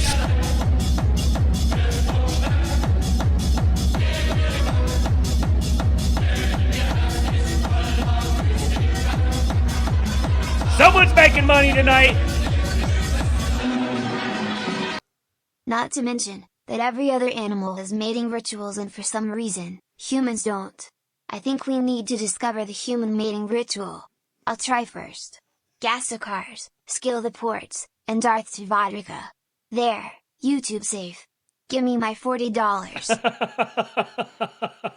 Well, Sofer, hopefully you are signed up over at forum.kinkbill.com, and you will have a chance to get $40 back tonight. Wouldn't that be funny if you were the one who ended up winning it? Thank you, sir. Solutions for resources, you fucking dipshit. There's still plenty of land. What we really have is a population dispersion problem. That's why there's like a lot of traffic or whatever, maybe where you live. That's also a city planning issue. And not even like beautiful land that we would destroy by putting Walmarts, just like fields where there's dead ass nothing and you could fertilize those fields and put shit there. A lot of people stopped having kids or even got the idea that it was selfish to have kids because of this whole overpopulation. It was a giant propaganda campaign. Get it out of your head. But anyways, what you all been waiting for, let's talk about these dumbass broads. I said certified freak 7 days a week. Wet ass P-word. Make that pullout game weak. Here's a quote from the Declaration of Feminism. Marriage has existed for the benefit of men and has been a legally sanctioned method of control over women. We must work to destroy it. The end of the institution of marriage is a necessary condition for the liberation of women. Therefore, it is important for us to encourage women to leave their husbands and not to live individually with men. All of history must be rewritten in terms of oppression of women. We must go back to ancient female religions like witchcraft. And low-key, that witchcraft thing, that's kind of what we're seeing with a lot of girls nowadays with the astrology and everything. And look, I like, goth, crystal mommies just as much as the next guy, all right? Love them. But you don't have to be Sherlock Holmes to deduce that these bitches are... Random picture of Obama. You don't have to be Sherlock Holmes to deduce that these bitches are a threat to the common good. If you have any sort of personal experiences with them, that will only validate this claim because you have a falling out and now they're making voodoo dolls, shooting hexes at you. Some bitch threw a fireball at me the other day. No, I'm just playing around. I don't talk to women. But look, I'm not being biased here. Okay, as you know, when it comes to politics, I agree with you. Again, I'm just saying why we don't have families anymore. People try to have this gray area that doesn't exist. Feminism is directly opposed to families. All of the founders, all of the thinkers that made feminism say the same thing. Remember when the Crystal Chicks were posting about how they tried to go into the astral realm and do battle with Donald Trump? And they said that he was like surrounded by some powerful force or something and they couldn't get at him. That was funny. Because in the feminist belief system, marriage is like bondage. Family is antiquated. It's oppressive. So, if you're a feminist, you can't argue that like, no, feminism isn't destroying family. You'd say, yes, it is. And that's a good thing. That's what I want. Because it's bad. But this is kind of the problem, is a lot of people who would even call themselves feminists wouldn't agree with everything in that quote, but that's what it's founded on, and the texts like these are massively influential. And the purpose of a system is what it does. Talked about women in the workforce, but it's genders being equated in other ways that curtail marriage and family. This general perception that marriage is bondage has led people to just like, they cohabitate, but they're not married.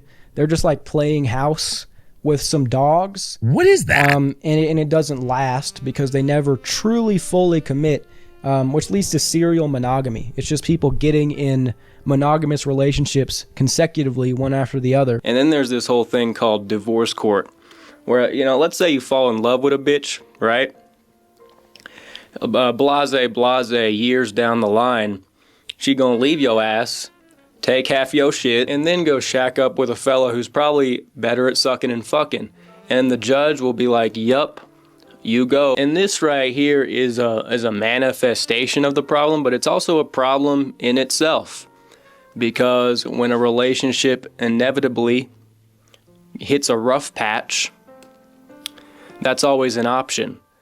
And it's not too bad of an option for the women. She could just, she hits a lick. I'm also going to put contraception in this category. That's the point of it, is like to stop having kids. And it has, you know, a lot of social effects. It obviously gets in the way of having families. There's also this thing with birth control where the hormone disrupting chemicals inside of it are very resilient. So some scoozy will pop the birth control. Then when they urinate, the chemicals are still there and it ends up getting to the water supply. And then, you know, you end up drinking it. And that's especially disarming for me because I usually have women piss directly into my mouth. There's a guy named Bishop Charles, and here's some points he wrote about the consequences of contraceptive mindset. And obviously I don't agree with this unless you do. But it says it turns women into instruments of selfish enjoyment. It leads to widespread infidelity and lower morality. And largely, it leads to dehumanization of the species of humans. I'm over here stroking my dick. I got lotion on my dick right now. I'm just stroking my shit. Our culture now has a very different view of morality from when the nuclear family was thriving. This is still mild by Gerby standards. It's a drift away from religion. It's secular. It's individualistic. Marriage, monogamy, the family life now all seem like incredibly boring with our new value system. Everyone can travel and focus on career. Marriage is something you do later on. There's something magical about juxtaposing all of these things together. The like actually like serious, deep, contemplative insight into these matters of making the case for these traditional sacred institutions, juxtaposed up against all of the schizo, all the like foot cam and then just the random little detours like that. It is distinctly Gerby. When you're old and you have nothing else to do. Promiscuity is celebrated. Sex is something that's just more fun. It's chill. Not a big deal, largely because the consequences of casual sex have been removed, or at least they appear that way. But we know that living a promiscuous lifestyle gets in the way of having a permanent, successful, monogamous relationship in the future. And kids are generally valued a lot less. We don't really care about them. The final large factor which is destroying the family unit is the internet. And this is something I've talked about more, so I'm gonna keep it short. But basically, you know, the male virginity skyrocketed right around when social media started becoming widely adopted, because basically these technologies came out of nowhere so fast, our psychology was not prepared. And a lot of aspects of our psychology became maladaptive in light of the digital age. And really what the internet and media in general did is it propagated and fueled a lot of the social changes I talked about in the last point. Promiscuity, lust, greed. The internet's like the ultimate vehicle for narcissism. Now there's all this comparing yourself to all these people on the internet. It feeds this individualistic idea that everyone can be exceptional, that everyone should try to be exceptional. You know, looking at all these people having all this fun, your life, which may be more modest, will seem boring in comparison, make you get this weird sense of FOMO, make you want to try all these other things. Again, delaying things that will seem boring in our new cultural hierarchy of needs, which are having kids, living a family life. It has a lot of social ramifications. A lot of communities are now online. All these people are inside becoming autistic. So those are the reasons that family is failing. Is this a total bad thing? Maybe we're moving towards a new age of freedom and not being restricted by these archaic institutions. Or is this a bad thing?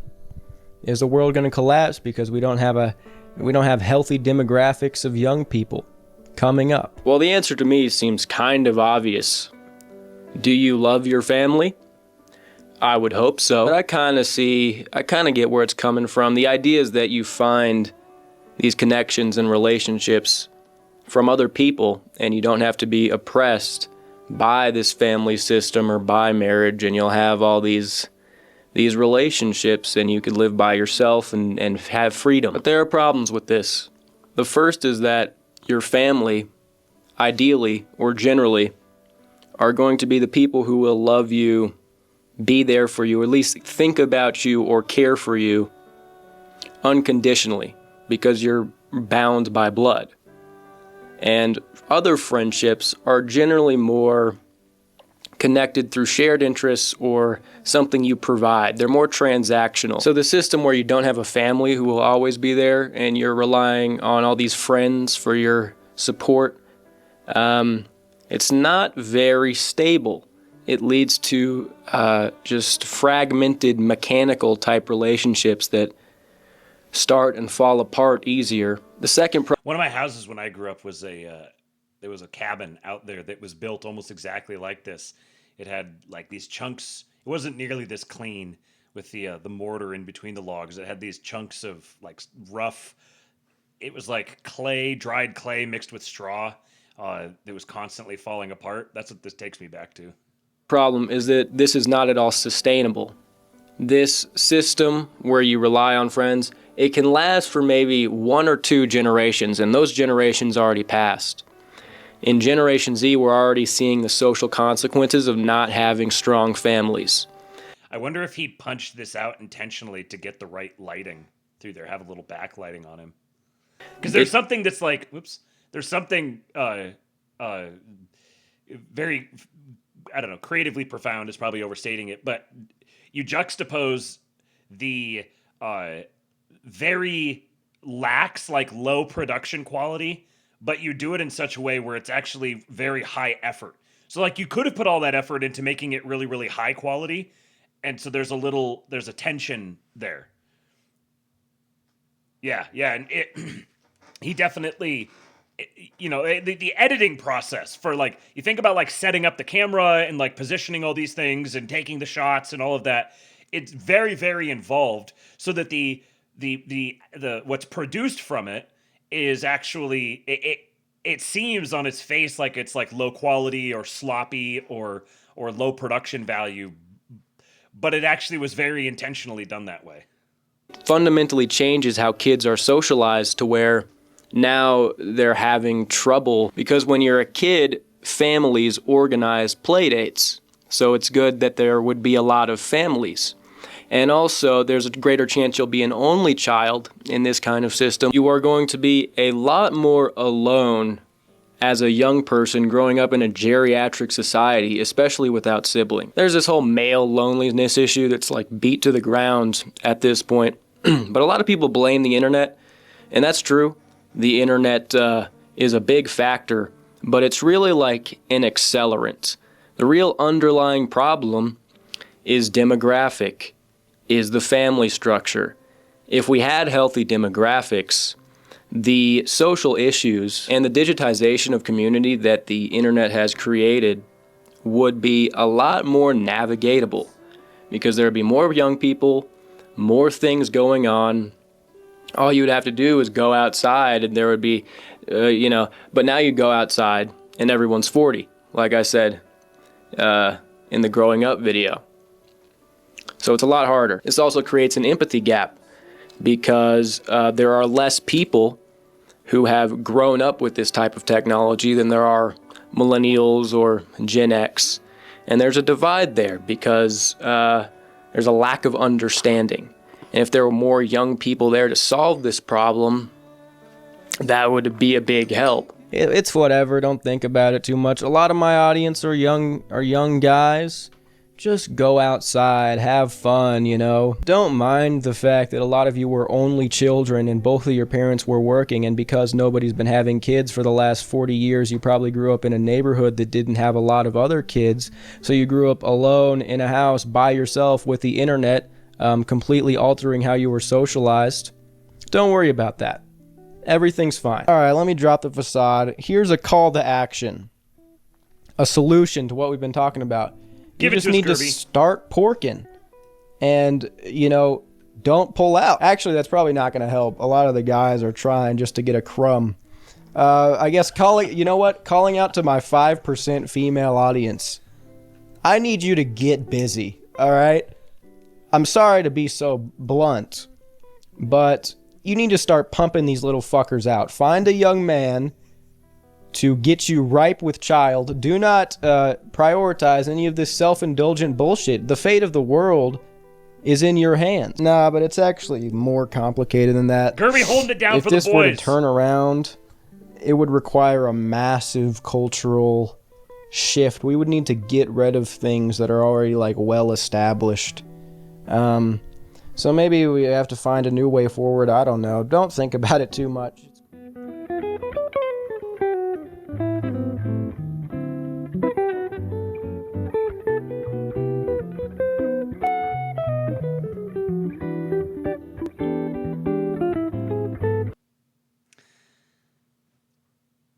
The man was 19 when he made that. A fascinating individual is Gerbert Johnson. That was a good point from Gus Sedestra up here regarding his editing style. He said it's the English gardener approach to online video editing. That's very good. I understand that analogy. All right, well, that is actually more than I had planned for today. I do have this other video that I'm not going to play tonight, but one of these days here, Disney morality is getting millennials hurt. I've been sitting on this one for a little while, but we will get to it maybe tomorrow. We'll see. But now we need to do ourselves a little bit of a giveaway because we hit the goal. Let me just double check real quick. Make sure nothing else has come in that didn't trip the alert. Nope, nothing came through there. All right. Thank you, Flicker8. Appreciate you. All right. Not doxing anyone here. So, okay. Let us type a formula. Come on, you damn thing. The drawing. Random between 1 and 23. Answer. 12. Isaac wins again. There's a lot of repeat winners happening in here. Maybe I need to shuffle the names. Is that messing with the outcomes too much if I was to shuffle the names in this? I know Isaac doesn't mind. I think we've had like half a dozen different winners, I think, total on all of them. But Isaac, you have won once again. So 42. Let's call it $45. It's easier to just round it up. Yeah, it's random regardless. So it probably doesn't change anything. So Isaac, I know how to get a hold of you. I will be hitting you up. Do you want the same thing? Just tell me that. Do you want the same thing? If you do, I'll get it sent over to you. Congratulations. Thank you to everyone who contributed to the tip goal tonight. And thank you for joining the ASTROLAB. Make sure you share the show with people. Get it out to people. Share it with people who you think will... okay, got it, bud. Who you think will enjoy it. Jason Stapleton used to say, share it with 3 people. 2 people you think will enjoy it and 1 person who you think won't. I like that. So share it with 2 people who you think will enjoy it. Share it with 1 who you think will not. And then make sure that you follow the Substack, follow the Telegram channel, and go join the King Pill Discord, kingpill.com. We got 1 more day of March, so I will be back tomorrow for another episode of the ASTROLAB. Until then, I leave you with Hulk. When they took a shot at my hero, and they tried to kill the next president of the United States, enough was enough, and I said,